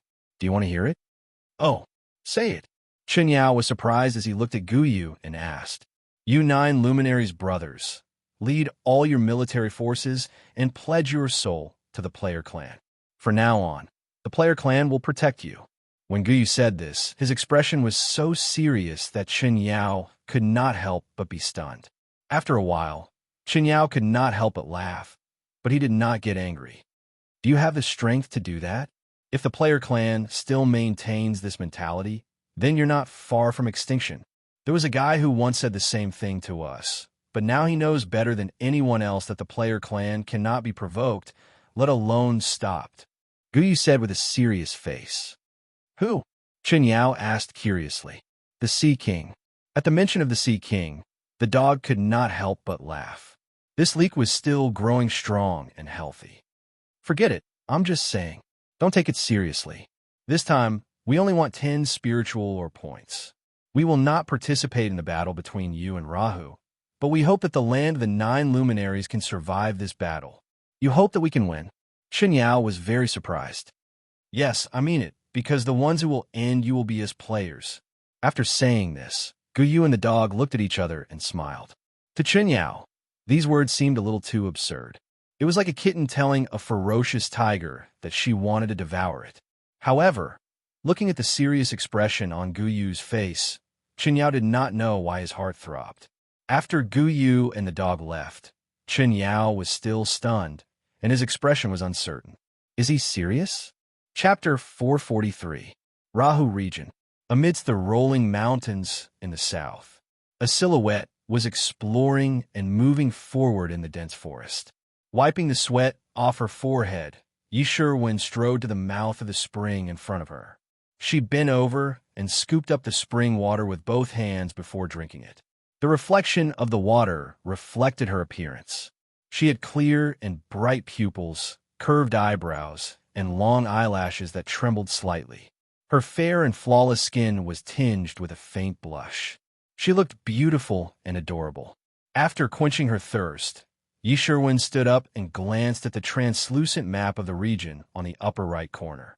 Realizing that she had only explored 8% of the southern region of Rahu region, she could not help but clench her fist and told herself, "Keep it up." Apart from sightseeing, Yi Sherwin had other important things to do in the Rahu region. She was the exploration-type player that the players in the forum referred to. She did not like to fight and kill, but liked to wander around blindly and enjoy the beautiful sceneries of different regions. She came to Rahu region for 2 reasons. Firstly, she wanted to explore. Secondly, she had received an order from the Battle Official Forum to explore Rahu region. She would then post the map she explored on the forum for other players to view. According to the player who placed the order, it was called Scouting the Enemy and Understanding the Landscape of Rahu region in advance in preparation for a future war. This gave Yi Sherwin the illusion that she was like a scout who went to spy on the enemy before a war in ancient times. Unfortunately, the reward offered by the player was very high. Unable to resist the temptation of money, Yi Sherwin accepted the order without hesitation. However, it was not an easy task. Before she arrived at Rahu region, she had died several times on the way. This made Yi Sherwin realize that exploring was not an easy task. One must have enough strength to support it. Unfortunately, she was just a poor university student. Not only did she have no money to spend, she did not like to fight monsters. This caused her to level up very slowly, and she did not have soul coins to buy equipment. She could only live in the lowest level of the players. However, Yi Sherwin loved exploring from the bottom of her heart. Yi Sherwin, who studied history, was fascinated by the local customs and cultures of different regions. He even had the urge to write an encyclopedia about the conquest of the world's humanities. However, she did not have the money. The huge project was not something she could complete alone. Moreover, her method of exploration was vastly different from other players. Wealthy players bought wings in a shop to fly. There were even zombie wolves and other mounts that could be ridden. On the other hand, she could only use the teleportation array, the kind that she couldn't even bear to use. Hence, from Yi Sherwin's point of view, only players with money and power could go on an adventure. She was at most a poor one. She was even very frugal when it came to food. She always wanted to save up some soul coins to buy good equipment. It took Yi Sherwin 4 days to get there. He was afraid that he would be sent back to Beiki, so he could only proceed cautiously. This also caused her to slow down in exploring the map. However, since he had accepted this business, Yi Sherwin was already prepared to suffer. As long as he didn't die, he had to hold on no matter how poor he was. After encouraging himself, Yi Sherwin carried the travel bag he bought in the mall and set off again. The mission she had accepted on the forum this time was to explore the dense forest in the south of the Raho land. This place was densely forested, and wild beasts, poisonous insects, and other creatures ran amok. Yi Sherwin had suffered a lot. Fortunately, Yi Sherwin did not encounter any strong and powerful wild monsters along the way. This made Yi Sherwin feel very fortunate. As long as she didn't die, nothing would be a problem. Yi Sherwin even felt a little happy when she thought of the reward after completing the mission. After walking along the pile of rocks in front of her for a distance, Yi Sherwin wiped the sweat off her forehead again. She found a huge rock and jumped on it. At this moment, her hunger was close to the red line, and her stomach had started to growl. She knew that it was time for her to eat, or else she would enter a weakened state. Thinking of this, she opened the game mall with a pained expression and clicked on the food category. Suddenly, countless delicacies came into view. There were all kinds of exotic delicacies, and Yi Sherwin subconsciously swallowed her saliva. However, these foods were not her goal. After she dejectedly entered the word dry bread in the search bar, the products suddenly changed to 3 different flavors of dry bread. Yi Sherwin's goal was to buy the cheapest of the 3 types of dry bread, and only one of them. Yes, I'm that poor, so poor that I feel justified. Everything is to save money for buying equipment. Saving makes me happy, and makes me happy. Yi Sherwin comforted herself. After the purchase, the dry bread suddenly appeared in the inventory. Yi Sherwin immediately took it out, then clicked on the game mall's food list again. She looked at the delicacies on the list and began to eat. In terms of quenching thirst by looking at plums, Yi Sherwin felt that she was quite talented, probably not much worse than Chow Chow at that time. At this moment, the taste of the food seemed to have changed, as if it was contaminated with the taste of the delicacies in the mall. In fact, it was not. In terms of self-deception, Yi Sherwin felt that her talent should be maxed out. With a sad mood, Yi Sherwin began to eat the dry bread and began to imagine that one day she would be rich, then by the wings of death in the mall, soar in the sky, embrace the blue sky, and dance with the birds. Then, the fantasy in her mind turned into the scene of riding the white phantom spirit beast and galloping freely on the green grass full of flowers. Life is so king blissful. Apui. Just when Yi Sherwin was still immersed in her fantasy, a voice suddenly appeared in her ear. "Little girl, what's that in your hand?" Hearing the sudden voice, Yi Sherwin was shocked. She immediately stood up and got into a fighting stance. As an explorer, she naturally had to have the ability to protect herself in the wilderness, so Yi Sherwin specially learned some fighting skills from the official forum. Although she had not learned it at all, it was not wrong to put on a fighting stance to scare the opponent. What if the opponent was frightened and retreated without fighting? Thinking of this, Yi Sherwin could not help but lift her foot and stomp on the boulder under her. Then, she let out a "huh," and her expression became extremely serious. The trick to scaring people was to overwhelm the opponent with momentum. This is what the experts in the forums said, and Yi Sherwin remembered it. "I just want to ask what's in your hand." The voice came again. "I'm very strong." Yi Sherwin frowned. Okay, you're very strong. Can you tell me what's in your hand?" The voice seemed very helpless and could only speak perfunctorily. Hearing this, Yi Sherwin could not help but walk to the edge of the boulder and looked toward the source of the voice. She immediately found that there was a person under the boulder, and only the person's head was above the ground.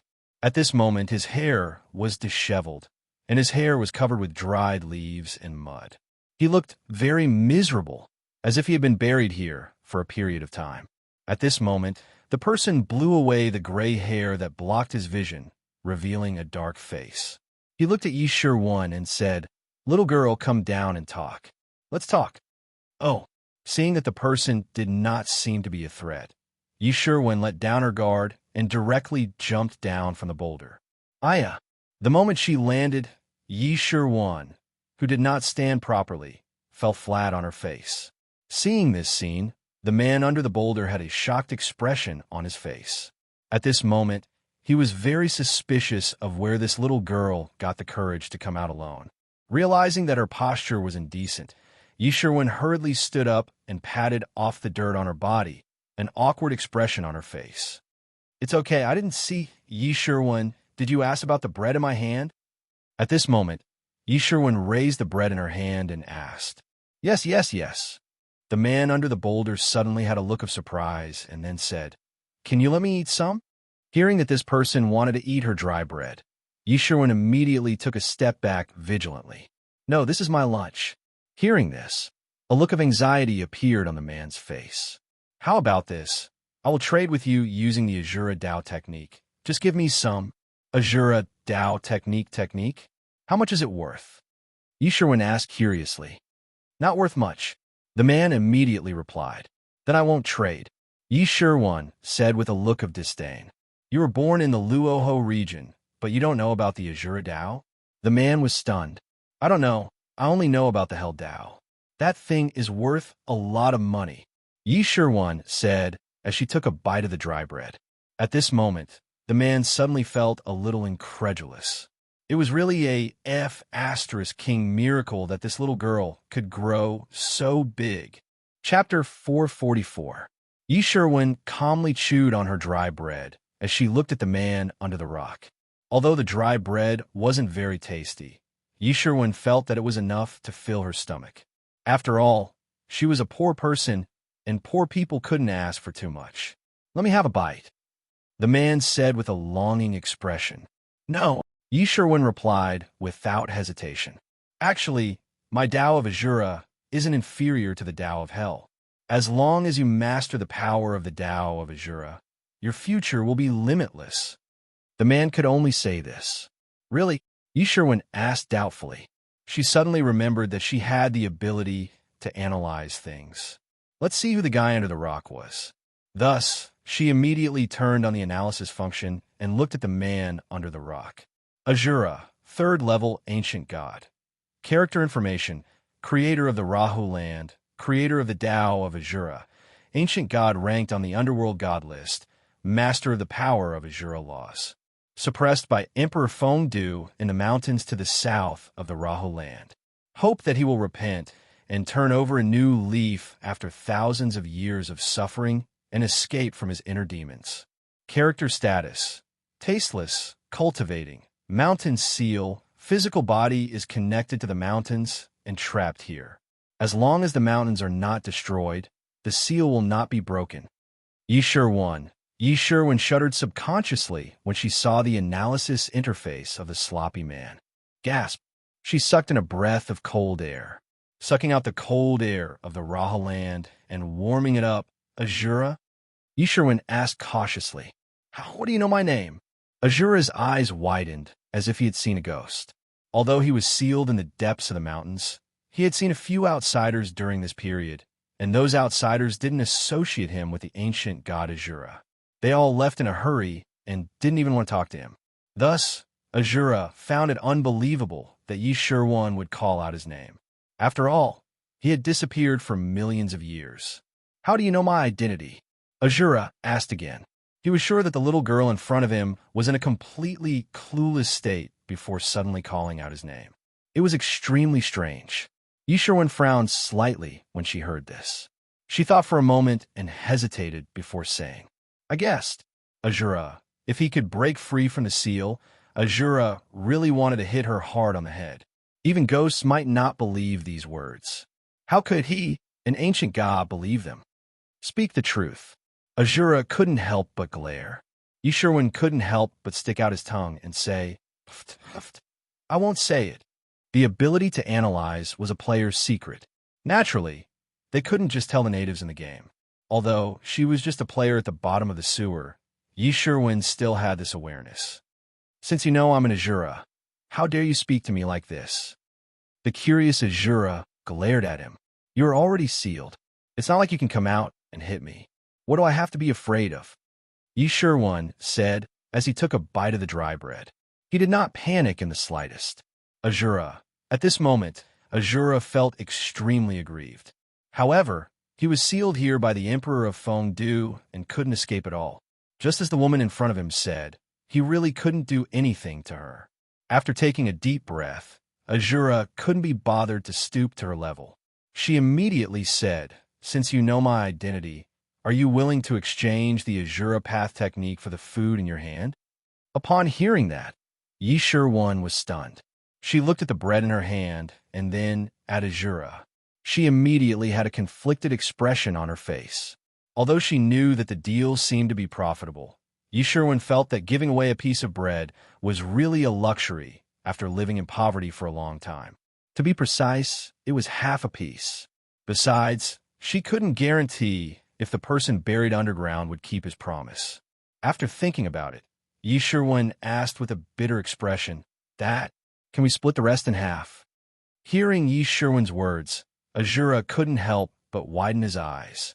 It was his first time seeing such a stupid and stingy person.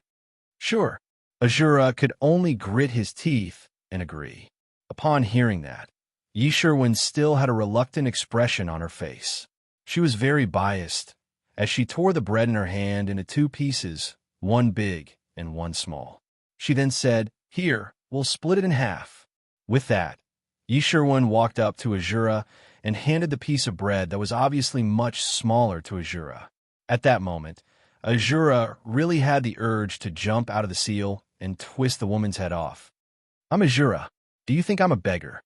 Looking at the resentful Azura, Yi Shirwan said with a pained expression, Hurry up and eat it. I don't have hands. Give it to me. Azura said angrily.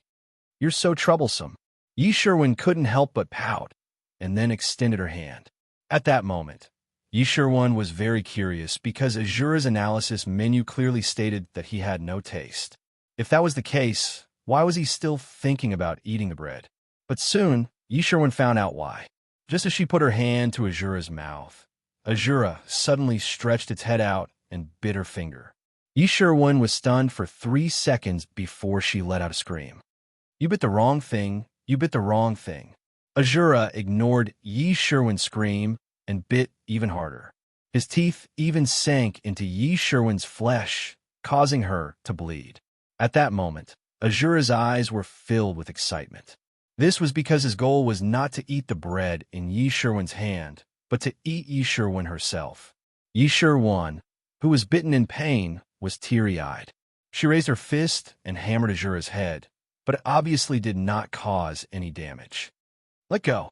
Yi Shirwan shouted again as she hammered Azura's head. At that moment, a smile appeared on Azura's face as he mumbled something.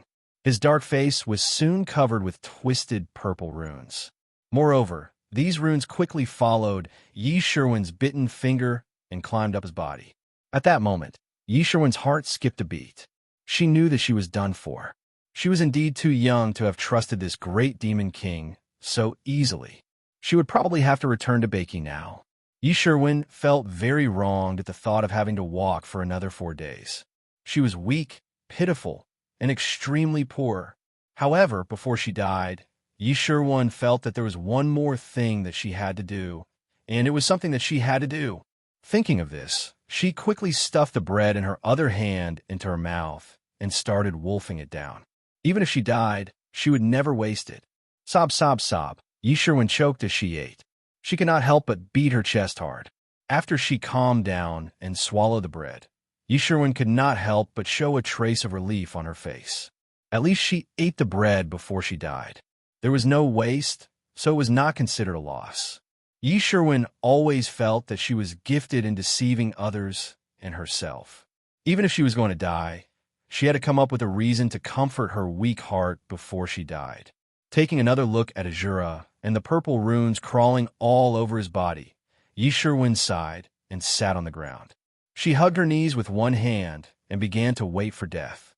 After a while, death had yet to come, but Yi Shirwan was already a little impatient. This ancient god is not even as strong as a wild monster, yet it takes so much effort to kill a player. Yi Shirwan complained in her heart. At this moment, Azura suddenly opened her mouth and then raised her head excitedly to look at Yi Shirwan. Ha ha, I did it! Yi Shirwan was stunned on the spot for 2 seconds. Then, she hurriedly crawled back several meters with her hands and feet. Little girl, this is an opportunity that I gave you, and you are also an opportunity for me. There is no need to thank me, Azura said with a smile. Hearing this, Yi Shirwan did not reply. She decisively picked up a stone from the ground and threw it at Azura. Bam! The smile on Azura's face instantly froze. Bam! At this moment, Yi Shirwan threw another stone, which hit Azura's forehead. Seeing that Yi Shirwan still wanted to throw stones, Azura immediately said, Stop! Bam! Don't be so ungrateful! Bam! Let's talk! Bam! Bam! Bam! What an unreasonable woman! Azura gave up on negotiating and looked at Yi Shirwan quietly, waiting for her attack to end. After a while, Yi Shirwan seemed to be a little tired and finally gave up on throwing stones. However, she still looked at Azura angrily. At this moment, Azura heaved a sigh of relief and immediately said, Listen to me, I don't want to listen, I don't want to listen, don't try to lie to me again. Afraid that she would be tricked again, Yi Shirwan decisively covered her ears and shouted while shaking her head. At this moment, Azura really wanted to break the seal and then twist off the top of the woman's head to see what was inside. At this moment, the strange and twisted purple runes on the surface of Yi Shirwan's body suddenly began to slowly enter her body. Then, a game notification appeared. Game notification. Congratulations on learning the Azura Realm's extreme skill, Azura Word. Server announcement. Congratulations to player Yi Shirwan for learning the Azura Realm's extreme skill, Azura Word. Azura Word, Extreme Curse Killing. Skill Introduction. The extreme curse killing technique of the Azura Realm. In the process of cultivating this technique, the cultivator will enter a state of tasteless and understand the true meaning of Azura Word. After learning this skill, any curse skill can be materialized on the target's body. Curse type ability. Skill growth proficiency. Level 1, 0/10,000 points. Next level unlocked ability. Azura Word curse effect increased by 1 stage. Highest effect at this stage is Ghost Commander Beginner. Method to increase proficiency. Cast the spell Shura Word. Seeing that the Azura Word imprint had already entered Yi Shirwan's body, a smile appeared on Azura's face. Because this was exactly what he wanted. The Azura Realm's cultivation system that he had mastered was divided into 4 major systems: Physique Path, Killing Curse Path, Sacrifice Path, and Transformation Path. The cultivation process of each system required one to endure the pain of part of the body's functions being blocked. For example, tasteless, painless, soundless, and so on. This time, the Azura Word that he had imparted to Yi Shirwan was the strongest extreme skill in the Killing Curse Dao system. It had the powerful curse ability of tasteless.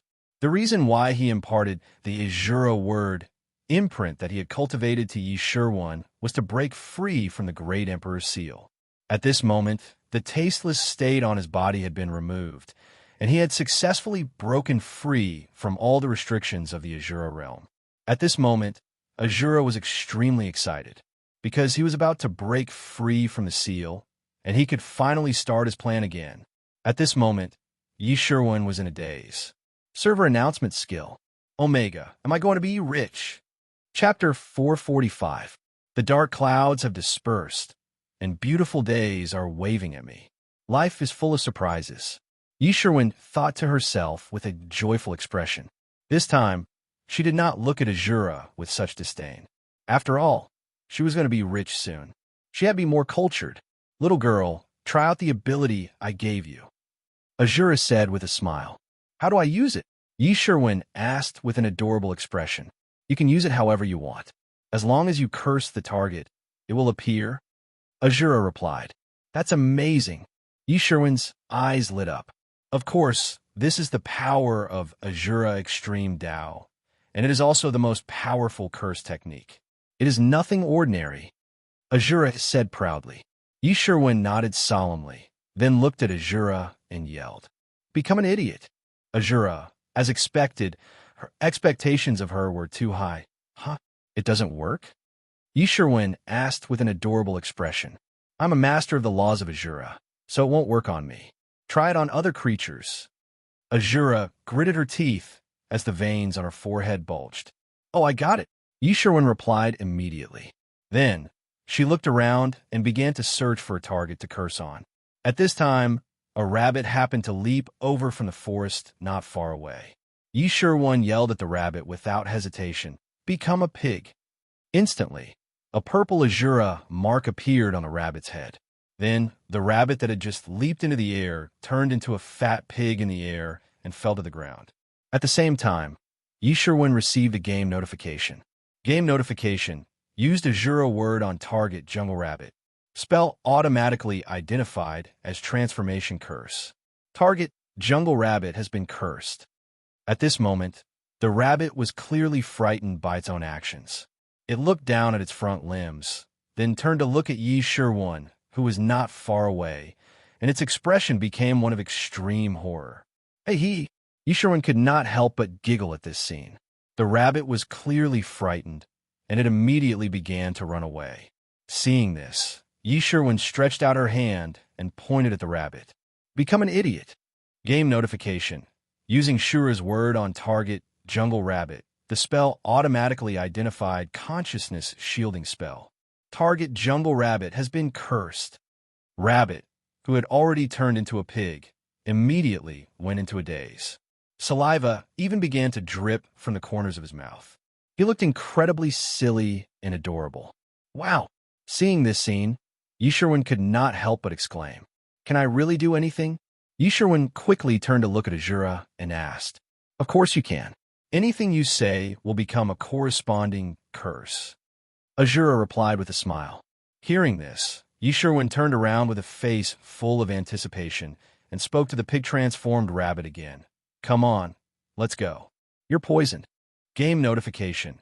Using Shura's word on target jungle rabbit, the spell automatically identified poison curse. Target jungle rabbit has been afflicted with a poison curse. After saying that, the Shura mark reappeared on Rabbit's head. Then his skin began to turn dark brown, and the blood vessels beneath his skin began to show. Here are the poison. Immediately, the dark brown color on the pig's body faded, and it returned to its pink color. You've grown old. Game notification. Use Shura's word on target jungle rabbit. The spell automatically identified the curse of aging. Target jungle rabbit has been afflicted with the curse of aging. You're on fire. Spontaneous combustion curse. You are sad. Emotion curse. You think you can fly. Delusion curse. You can't breathe. At this moment, Yi Sherwin was having a lot of fun. As for the rabbit that had turned into a pig, it fell to the ground with its last breath. Remove the curse. Yi Sherwin hurriedly shouted, seemingly realizing that the rabbit was about to die. Immediately, the pink pig turned back into a rabbit. This time, the rabbit's gaze towards Yi Sherwin was filled with rage. Then, it actually spoke in human language. Are you sick? If you want to kill me, then kill me. Why are you tormenting me? Yi Sherwin was dumbfounded when he saw a rabbit actually speaking. How can you speak? Yi Sherwin asked cautiously. Although I'm not strong, I've cultivated for hundreds of years. What's wrong with speaking? Rabbit seemed to have forgotten its fear and roared at Yi Sherwin angrily. Mr. Rabbit, I'm sorry, Yi Sherwin said pitifully. What do you mean sorry? Have you considered my feelings? I was born to hide everywhere so that I wouldn't be eaten. Finally, I've cultivated a little bit.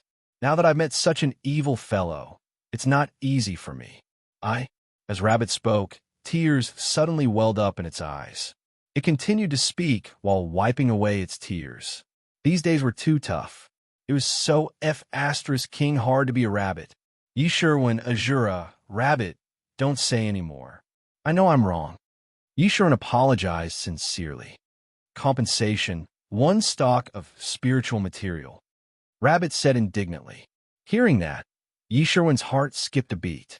In his mind, he quickly began to convert the value of the spiritual material. First, he eliminated the spiritual material of the highest level and chose the lowest level 1 spiritual material. Level 1 spiritual material's lowest price equals 63 soul coins. 63 soul coins equals 126 dry bread. 126 dry bread equals 42 days of food rations. Oh my God. Sigma, degree. Yi Sherwin's face was pale. She took a few steps back and wanted to say, talking about money hurts feelings. But looking at Rabbit's angry face, she suddenly found it hard to say that. At that moment, Yi Sherwin felt like her soul was being destroyed. After all, it was 63 soul coins, a huge sum of money. As an adventurer who did not like to fight monsters or carry bricks, 63 soul coins were her life. She could even lose her life, but 63 soul coins must not be lost. Thinking of this, Yi Sherwin fell into a dilemma. She definitely could not give him money, but Rabbit looked so pitiful. After struggling for a while, Yi Sherwin suddenly raised his head and said to Rabbit, "You've forgotten everything that just happened." Game notification. Shura's spell was used on target Jungle Rabbit. The spell automatically identified Amnesia Curse. Target Jungle Rabbit has been affected by the Amnesia Curse. The Shura mark appeared on top of Rabbit's head again. Then, with a flash of purple light, the anger in Rabbit's eyes faded, and its expression became dull. After being in a daze for a while, Rabbit came back to its senses. When it saw Yi Sherwin standing in front of it, it immediately took a few steps back vigilantly. "Rabbit, did you forget something?" Yi Sherwin asked tentatively. "Cuckoo," Rabbit immediately replied. Yi Sherwin was speechless. "Can you talk?" "Cuckoo." As it spoke, Rabbit once again took a few steps back vigilantly, then turned around and ran. Looking at Rabbit running away, Yi Sherwin could not help but smile. Regardless of whether it could talk or not, it was good that it had been forgotten. It was good that it had been forgotten. He had saved 126 dry bread, and his life had become full and beautiful again. Letting out a long sigh, Yi Sherwin turned to look at Azura, only to find that Azura was looking at her as if she was an idiot.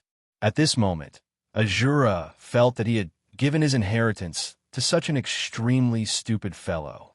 He had really fed it to the dogs, but there was no other way. He had been sealed here for too long. He really could not wait any longer. So, if he fed it to the dog, then so be it. Thinking of this, Azura suddenly felt a lot more comfortable. "Azura, do you have anything else?" Yi Sherwin asked tentatively. "Scram, don't let me see you again. Otherwise, when I come out, the first thing I'll do is strip your ability back," Azura said fiercely. Yi Sherwin stuck out his tongue, then turned around and strode toward the dense forest. With such a powerful ability, Yi Sherwin felt that he could soon reach the peak of life. That was great. After Yi Sherwin left, Azura's expression became extremely solemn again. He began to activate the power in his body to break the seal. The seal of Emperor Feng Du was connected to the surrounding mountains and the ground, so it would not be easy to break it. But for this moment, he had already prepared for it. Back then, Emperor Feng Du had said that he was too paranoid. The Azura Dao technique that he created was too extreme, causing his 5 senses to be blocked, and the inner demons in his heart became stronger and stronger. If this continued, sooner or later, he would not be able to sense anything, and he would not even be able to sense his own existence. He would completely lose himself. However, at that time, he did not care at all. In fact, he even wanted to achieve this goal. That was because he had a crazy idea and plan. That was to use the nothingness of his body to fuse with the 6 paths of reincarnation and become the controller of the 6 paths of reincarnation. Therefore, in order to wake him up, Emperor Feng Du had sealed him so that he could no longer continue cultivating. Unless he could regain his lost 5 senses and body functions, he would not be able to be free. Therefore, in order to break free from the seal, he had been continuously wearing down his Azura Dao mark for the past millions of years. And this last Azura word had been eliminated, which meant that he could already try to break free from the seal. With excitement, Azura began to mobilize the primordial power in his body. At that moment, the power that he could not mobilize returned again and filled his body, allowing Azura to experience the feeling of being powerful again.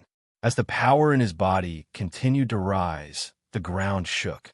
The chains that connected the mountains to his body began to break one by one. At that moment, Azura was extremely excited. Damn the Emperor, when I break free from the seal, I will continue to cultivate. When I master the 6 paths of reincarnation, I will make you kneel down and call me Daddy.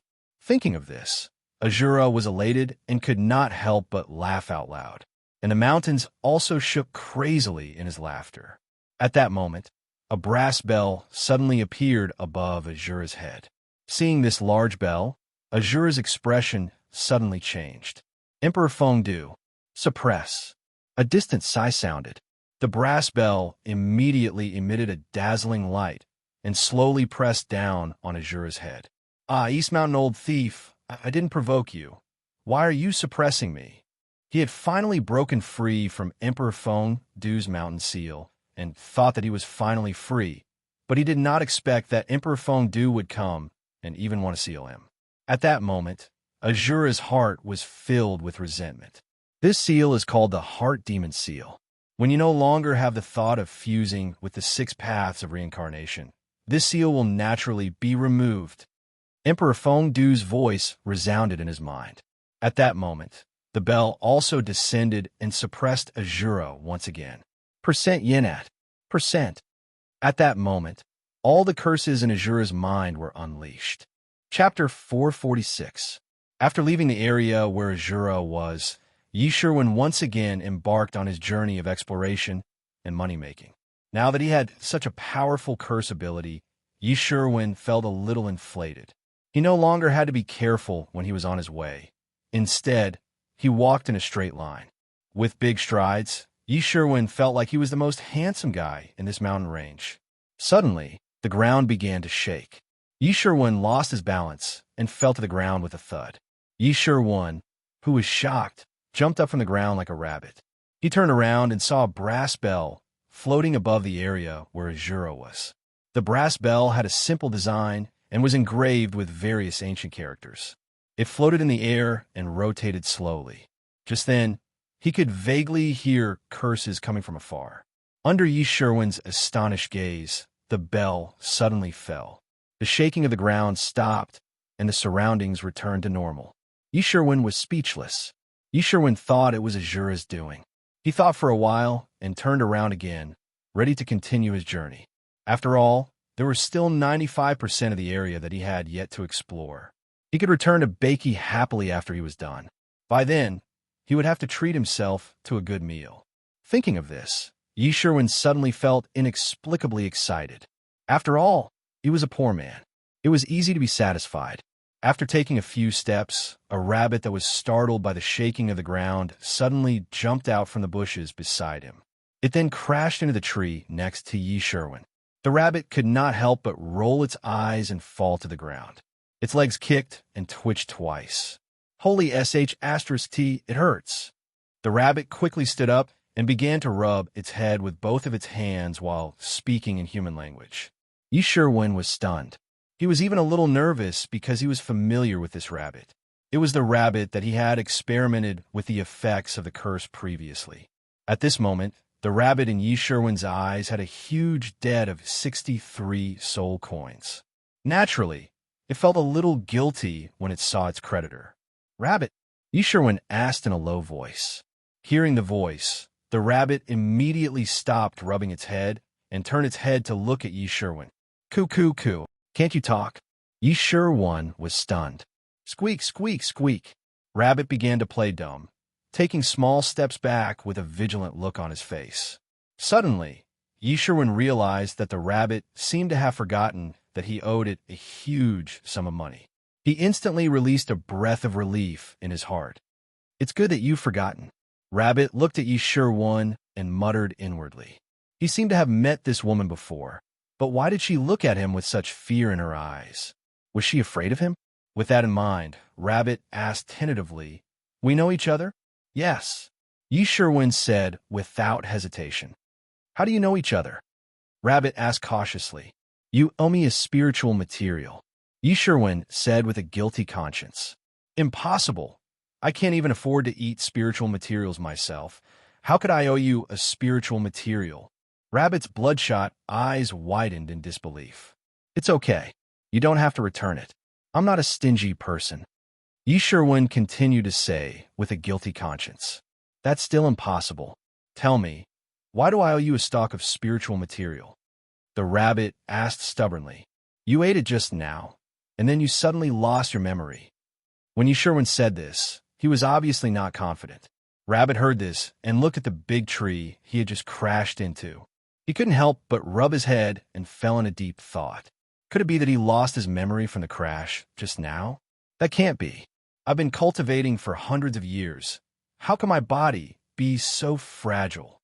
Thinking of this, Rabbit couldn't help but raise his head and ask, "You really didn't lie to me?" Yi Sherwin nodded quickly. "You said it yourself. You don't have to return it." Rabbit said immediately, Yes, I don't have to return it." Yi Sherwin nodded quickly. "Then what else do you want?" Hearing that there was no need to return it, the nervousness on Rabbit's face immediately dissipated, and he continued to rub his swollen rabbit head. "Are you familiar with this area? Can you be my guide?" Yi Sherwin asked with slight anticipation. If there was a creature familiar with this mountain range as a guide, Yi Sherwin felt that her exploration progress would be much faster. After all, she hadn't opened up the map yet. She was shrouded in fog, and it was easy to walk into a dead end. In that case, she could only turn back and take a detour, which would be a waste of time. Hearing this, Rabbit raised his head and glanced at Yi Sherwin. "Are there any benefits? I don't need you to return the spiritual materials, do I?" Yi Sherwin said guiltily. "You said you don't have to return it first, then made a request, so the first matter has been waived. This is the second matter, and there must be a reward." Rabbit said seriously. To Yi Sherwin, she could talk about anything except money. No matter how hard and tiring it was impossible to talk about money, unless she was the one benefiting from it. But without Rabbit's help, it would take her a long time to complete the task. This made Yi Sherwin very conflicted. After thinking for a while, Yi Sherwin said with a bitter expression, "How about a piece of dry bread?" "What's dry bread?" Rabbit asked doubtfully. "An expensive delicacy," Yi Sherwin said her evaluation of dry bread. This sentence was not mixed with any exaggeration, because this was Yi Sherwin's actual evaluation of dry bread that was priced at 5 soul coins. If it wasn't for the fact that he would die from hunger, Yi Sherwin felt that he could go hungry for a long time. In this way, he could save 5 soul coins for a day, 45 soul coins for a month, and a huge sum for a year. Therefore, there was nothing wrong with the concept that dry bread was an expensive delicacy, and it was in line with the logic of the poor. Rabbit, who had never heard of such food, could not help but fall in a deep thought, then asked curiously, "Can you let me see what dry bread looks like? Let's finish it first." Yi Sherwin, who did not want to spend soul coins to buy it, could not help but answer. After all, he only bought dry bread when he was in urgent need and never stocked up. This was because every time he spent soul coins, Yi Sherwin felt a pain like his flesh was being cut.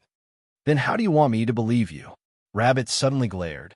"Why don't you try to believe me for once?" Yi Sherwin felt that she was obviously at a disadvantage in the conversation with Rabbit, and she did not have any imposing manner to speak of. Rabbit rubbed its head, and its eyes flickered. Naturally, it was very familiar with this mountain range, so it would not be a problem to be a guide. However, it did not know if it should believe the girl in front of it. Although it had lived for hundreds of years, Rabbit's social circle was actually very small, so it was not very sure if the agreement to pay for the work was trustworthy. After thinking for a while, Rabbit said with a serious expression, "Do you provide food during the work?" Hearing this, Yi Sherwin said without hesitation, "No." Rabbit's eyes widened. "Then what do I eat?" "You're a rabbit, eat grass," Yi Sherwin said as he pointed at the nearby weeds. "Rabbit, I'm a rabbit who has cultivated successfully. I don't eat grass. That's for the lowly rabbits." Rabbit could not help but scold. "Then what do you eat?" Yi Sherwin looked stunned. Rabbit pointed at the top of a big tree beside them. "Leaves. That works too." Yi Sherwin nodded. Thus, a poor player and a muddle-headed rabbit made an agreement to explore. From Yi Sherwin's point of view, exchanging a piece of dry bread for a guide was a huge loss. However, from Rabbit's point of view, it seemed like he had made a huge profit. After reaching an agreement, the man and the rabbit set off. During this period of time, Yi Sherwin told Rabbit about his plan to explore the entire mountain range. Rabbit did not mind. To it, it was just wandering around the mountain range every day, so it did not matter where it went. That afternoon, under Rabbit's lead, Yi Sherwin found that his exploration progress was indeed much faster, and he even bypassed a few areas with ferocious beasts. Rabbit's value rose in Yi Sherwin's eyes. This piece of dry bread did not seem to be a loss. The sky gradually darkened, and Yi Sherwin, who had been walking with Rabbit for the entire afternoon, was finally hungry. Looking at the hunger bar that had turned red, Yi Sherwin felt uncomfortable. Although he wanted to endure it, it seemed that if he did not eat soon, he would enter a weakened state, to the point where he had no choice but to eat. Yi Sherwin had no choice but to stop moving forward. Then he found some dry wood, took out a lighter from his space, and lit the fire. Then the man and Rabbit sat around the bonfire. At this moment, Yi Sherwin turned to look at Rabbit and said, "Rabbit, go find some leaves to eat." "Then what do you want to eat?" Rabbit asked curiously. "I will think of a way. You go eat first." Yi Sherwin said seriously, "Do you want to eat dry bread behind my back?" Rabbit glared. Yi Sherwin's expression changed obviously, and he became very guilty. "Only for one person. I'll just have one bite." Rabbit tried to negotiate with Yi Sherwin. "No, it's too expensive." Yi Sherwin immediately refused. Rabbit heard this, but was not surprised. After all, in its heart, dry bread should be a delicacy that was comparable to spiritual ingredients, and the request for one bite was indeed a little too much. After thinking for a while, Rabbit rubbed its swollen head, turned around, and went into the forest. After Rabbit left, Yi Sherwin clicked Open the Game Shop, selected the food category, and selected dry bread. She stomped her feet, clenched her teeth, and bought one. Taking out the dry bread from her space, the bread was still steaming hot, and the smell of wheat filled the tip of her nose. Yi Sherwin could not help but show an intoxicated expression. She would never get tired of eating it. Thinking of this, she opened her mouth and took a bite. Chewing the bread, Yi Sherwin's brows slowly furrowed. "Why is there no taste?" Yi Sherwin did not believe it, and took a few more bites, but the taste of the bread still did not change, and Yi Sherwin felt like she was eating paper. This made Yi Sherwin stop eating, and she fell in a deep thought. After a moment, Yi Sherwin seemed to have found the reason, and immediately opened the game shop again, and clicked on the food category list. "So I forgot to open the food list. No wonder the taste is bad." Yi Sherwin thought to himself happily. Looking at the many delicacies on the list, Yi Sherwin smiled sweetly. Drawing cakes to appease hunger, looking at plums to quench thirst, and the self-deception mode was immediately activated. When he bit down, the smile on Yi Sherwin's face froze. Why is it still like eating paper? It's completely hard to swallow. I bought inferior goods. Yi Sherwin's mind suddenly emerged the truth that she thought. After all, these dry bread were made by the players, and it was inevitable that there would be mistakes. Thinking of this, Yi Sherwin looked very angry. "I spent so many soul coins, and I actually bought inferior goods. How can I tolerate this? Thinking of this, Yi Sherwin continued to eat indignantly. No matter how bad it was, she must not waste it. After all, it was too expensive. Chapter 447. At this moment, Lu Wu, who was behind the scenes, was also observing Yi Sherwin, who was eating by the campfire. After receiving the notification that Yi Sherwin had mastered the Azura Ultimate Path, Lu Wu thought that he had another super talented player and was even ready to record it in his notebook. However, Yi Sherwin made him feel extremely embarrassed. It was Lu Wu's first time seeing such a poor player. As a battle team player, she was using her strength to embarrass the other fourth disaster team players and drag them down. Looking at Yi Sherwin, who was frowning and chewing on her bread, Lu Wu could not bring himself to record such a player in the list of talented players. He thought of Ao Jian, Qi Ming, Gu Yu, and the others, and then looked at Yi Sherwin, who was chewing on her bread. The gap between people was revealed just like that. At this moment, Lu Wu's mood was very similar to Azura's. It felt like a powerful supernatural ability was mistakenly given to a husky. After some thought, Lu Wu decided to observe for a while more. Otherwise, he really could not record Yi Sherwin's name. He was afraid that he would tarnish the authority of this list. Sorrow until one's head goes bald. Enduring the unbearable pain, Yi Sherwin forced the piece of dry bread into his stomach. At this moment, a smile appeared on Yi Sherwin's face. Finished eating, no waste, no loss at all. In her opinion, at least the amount of bread did not decrease. If the amount had decreased, she would have given a bad review. Now that the most important portion had not changed, she could still accept it. Yi Sherwin started to comfort herself after activating self-deceiving mode. After stretching, Yi Sherwin began to wait for the rabbit who had finished eating the leaves to return. Then, she started exploring again. Although it was already nighttime, to Yi Sherwin, time was also a part of money. Naturally, she could not waste it. A moment later, the rabbit's figure emerged from the bushes and came to the campfire.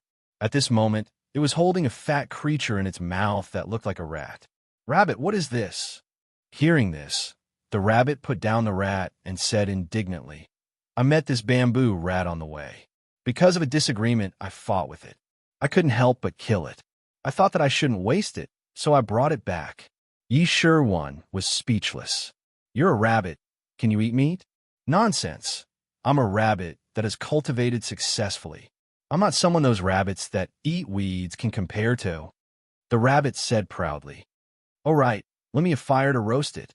With that said, Rabbit pulled out a branch from the bonfire and scooped up the bamboo rat on the ground. Then, he placed it on the bonfire and began to roast it. From Yi Sherwin's point of view, this scene was really very unharmonious. A rabbit roasting a mouse to eat. It was very strange. Yi Sherwin had no choice. It was a rabbit with a high level of cultivation, after all. Under the roasting, the bamboo-haired rat's fur began to burn away, revealing the flesh beneath its skin. A meaty fragrance wafted over, causing Yi Sherwin to feel hungry once again. How cruel! Yi Sherwin had never eaten meat after playing Battle Online for so long.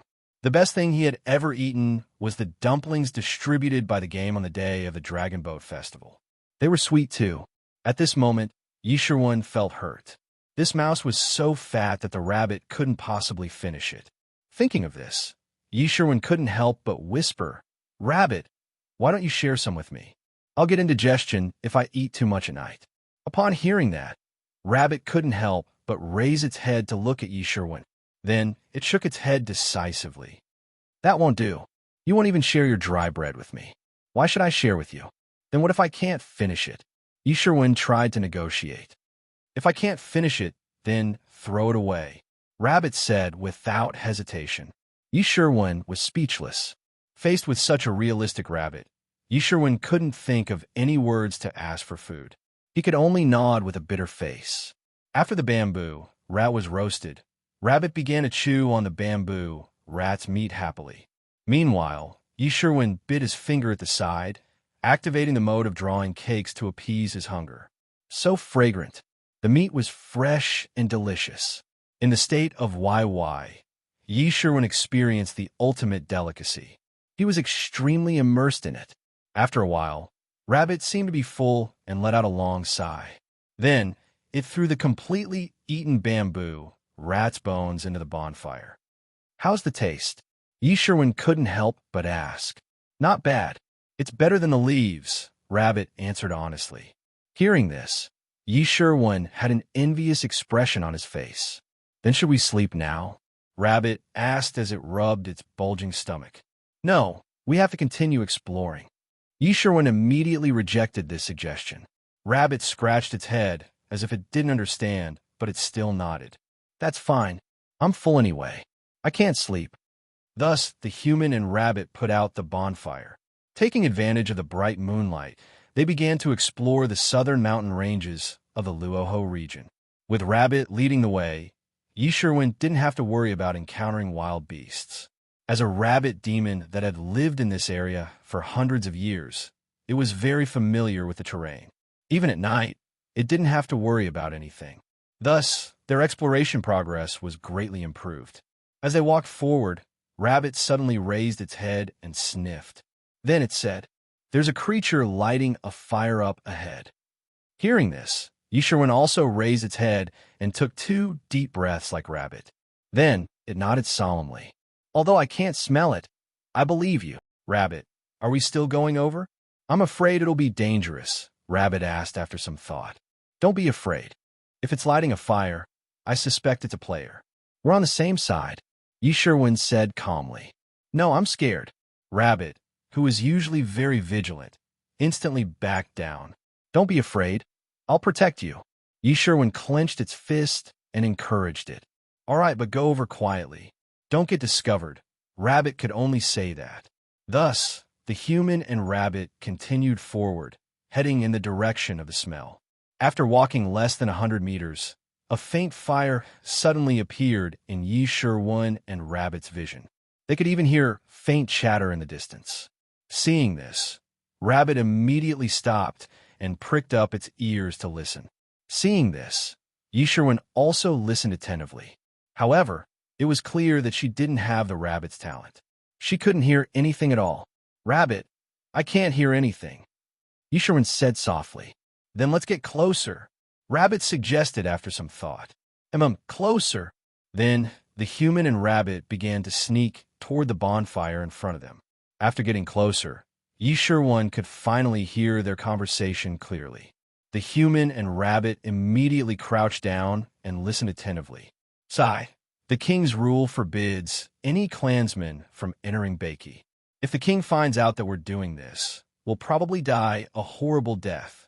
A burly man wearing a gala sect uniform sighed in front of the bonfire. "This is a serious matter. The elders had no choice but to send us to Bakey. After all, we've lost the Sunga light this time. Without this race artifact, it'll be very difficult for Ghani to seize the throne of King Luoho. There's still a group of people eyeing this position." A skinny man with purple patterns all over his face said immediately, "Don't complain. At least Ghani seizing the throne of King Luoho is beneficial to us. If we're sent to Bakey this time, Ghani will repay us double if we manage to retrieve the Sunga light." A man wearing a black robe who was sitting opposite them couldn't help but say, "It's too risky. If we head south, we'll have to pass through the land of the 9 luminaries. After entering Bakey, we'll have no destination at all.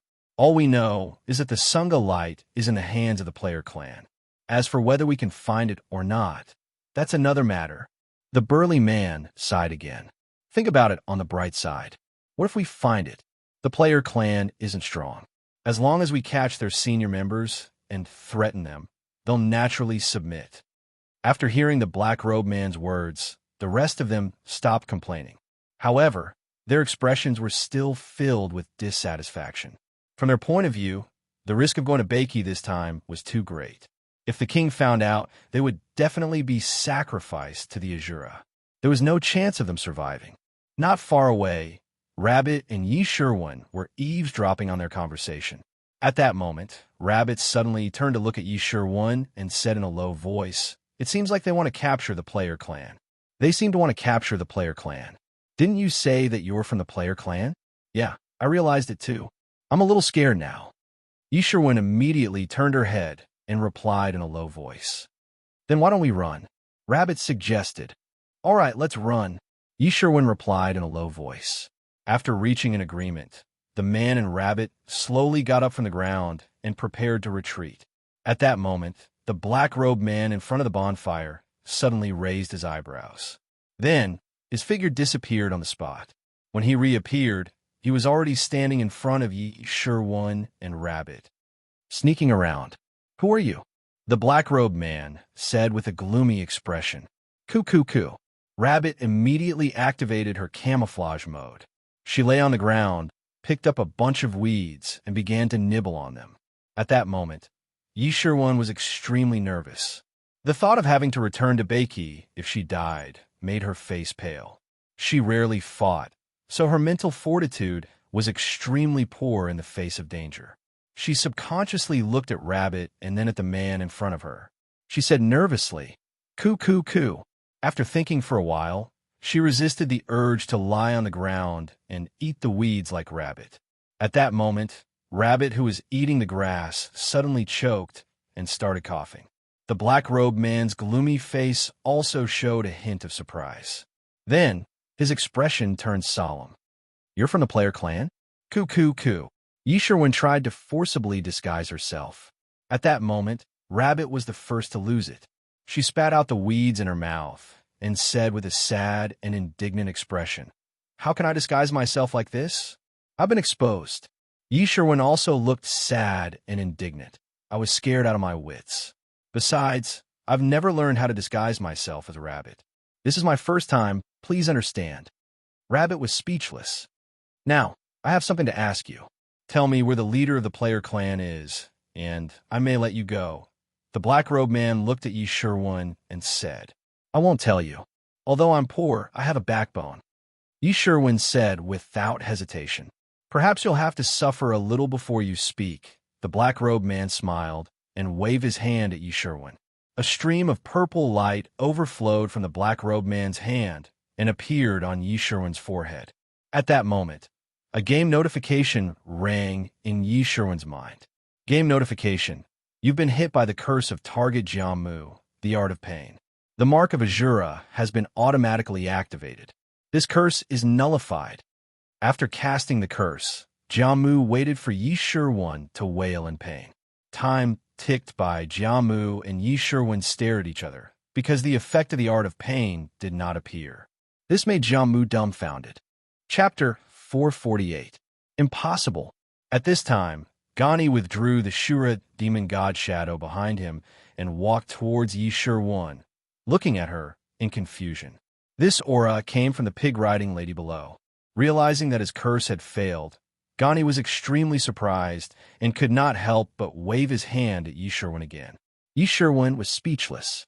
Both Rabbit and Yisherwen could not stabilize themselves and were thrown into the air before falling to the ground. A game notification appeared. Yisherwen's face was also red. As a poor person, she usually envied other players who had mounts. This time, she really experienced the joy of having a mount. Then you can control them and make them our mounts. This way, it will be much more convenient for us to travel.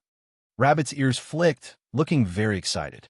The next day, the sky was just beginning to brighten. But it's such a waste. Rabbit looked at the 4 silly pigs with a face full of reluctance. How about we roast them? Rabbit could not help but suggest. It was not that they did not understand the shape-shifting curse, but Yisherwen's casting speed and the efficiency of turning 3 people into pigs at the same time could not even be described as terrifying. It had completely surpassed their understanding of curse spells. Bang! Phew, that was dangerous. Yisherwen let out a long sigh of relief. Yisherwen was instantly frightened. She looked at the approaching 3 people and hurriedly said, This was also the next goal of Yisherwen's exploration. In order to find out what was going on, Gani's figure flashed and appeared in front of Yisherwen and Rabbit. With a wave of his hands, the demon god shadow behind him stretched out its arms and blocked Yisherwen and Rabbit who were rushing towards them. I did not expect you to be so powerful. Why did you stop them from escaping? At this time, Yisherwen asked curiously. Just now, she used analysis to look at them and found that they were all soldiers of various races in the Rahu region. At this time, Gani, who was galloping in the air, had a serious expression on his face. In fact, if Gani did not cast a spell on her and the game notification did not ring, she would have forgotten that she could use the Shura's curse. At this time, Rabbit and Yi Sherwin were both terrified, riding on the pigs in the opposite direction crazily. From Yi Sherwin's point of view, these 4 pigs were all humanoid creatures. Although they had been cursed into fragrant pigs, she still felt disgusted. One had to know that the Azura Extreme Tao was an extreme power that even he had never grasped. The reason he had lost the ability to speak was because he wanted to cultivate one of the Azura Extreme Tao's demon sealing. However, even after several hundred years, he hadn't been able to comprehend much from it. Not even the demon sealing seal had been born. Riding on the pig mounts, they advanced along the steep slope. When they reached the end of the slope, the 4 pigs leapt up at the same time, carrying Yi Sherwin and the rabbit over the steep slope and into the valley. When Rabbit heard this, he crouched on the ground with one hand supporting his chin and began to ponder. After a while, he raised his head bitterly and looked at Yi Sherwin. This time, Yi Sherwin's tried and tested skill failed. Yi Sherwin and the rabbit couldn't help but be stunned by the oppressive feeling. But this time, just like before, it did not have any effect on Yi Sherwin, who had grasped the extreme Tao incantation. No! Yi Sherwin hurriedly shook his head. Run! The rabbit quickly pulled on the pig's ear, trying to make it change its direction. Oh no, they're running away, said the rabbit anxiously. As he spoke, he pounced on one of the pigs, bit the pig's ear, and began to pull hard. Yi Sherwin often hung out on the forum. The north of the land of the 9 luminaries and the south of the land of Rahu, which was the area she was currently in, were the intersections between the 2 regions. This was the first time Jia Mu had encountered such a strange situation. Game notification. Using the Azura word spell on the target Jia Mu, the spell automatically identified transformation spell, and the target Jia Mu has been affected by the transformation curse. The Azura Extreme Tao has been controlled by an outsider. Yi Sherwin was stunned when he heard this. At this moment, Yi Sherwin suddenly raised his head and looked at him with a vigilant expression. During this period, whenever the curse was about to expire, Yi Sherwin would decisively cast the curse again so that the 4 pigs would never be able to escape. The careless man and the rabbit continued their journey to explore the southern mountain range. Seeing this, Yi Sherwin hurriedly looked at the 4 people from the Jia Luo sect and shouted. Gani, who was standing at the side, heard her and nodded. The shadow of the Azura demon god suddenly appeared behind him, and his body turned into a blue light, chasing after Yi Sherwin and the rabbit. The ultimate Tao of cultivation curse, Azura word. Therefore, in his opinion, it was unbelievable that this girl, who was obviously an outsider, had mastered the Azura Extreme Tao. However, their speed was obviously incomparable to Gani's. In a moment, Gani's figure appeared above their heads. In front of the army, the elder of the Jia Luo clan, who was sitting on the back of a ferocious-looking bronze-colored beast, looked at the fleeing rabbit and Yi Sherwin, and said in an indifferent tone, Gani, go and catch them. Beautiful. Rabbit gave Yi Sherwin a look of approval. Upon hearing this, Yi Sherwin hurriedly nodded. Then, he controlled the pig to turn around and run in the same direction. The war of the big regions was about to begin. With a mount, the speed of their advance was much faster. After one night of exploration, their progress was more than 5 times faster. This made Yi Sherwin extremely happy. At this moment, she was really helpless. Yi Sherwin was afraid that she would have to return to Beiki if she died, and it would waste a lot of time to rush back. Oh yeah, can you control them?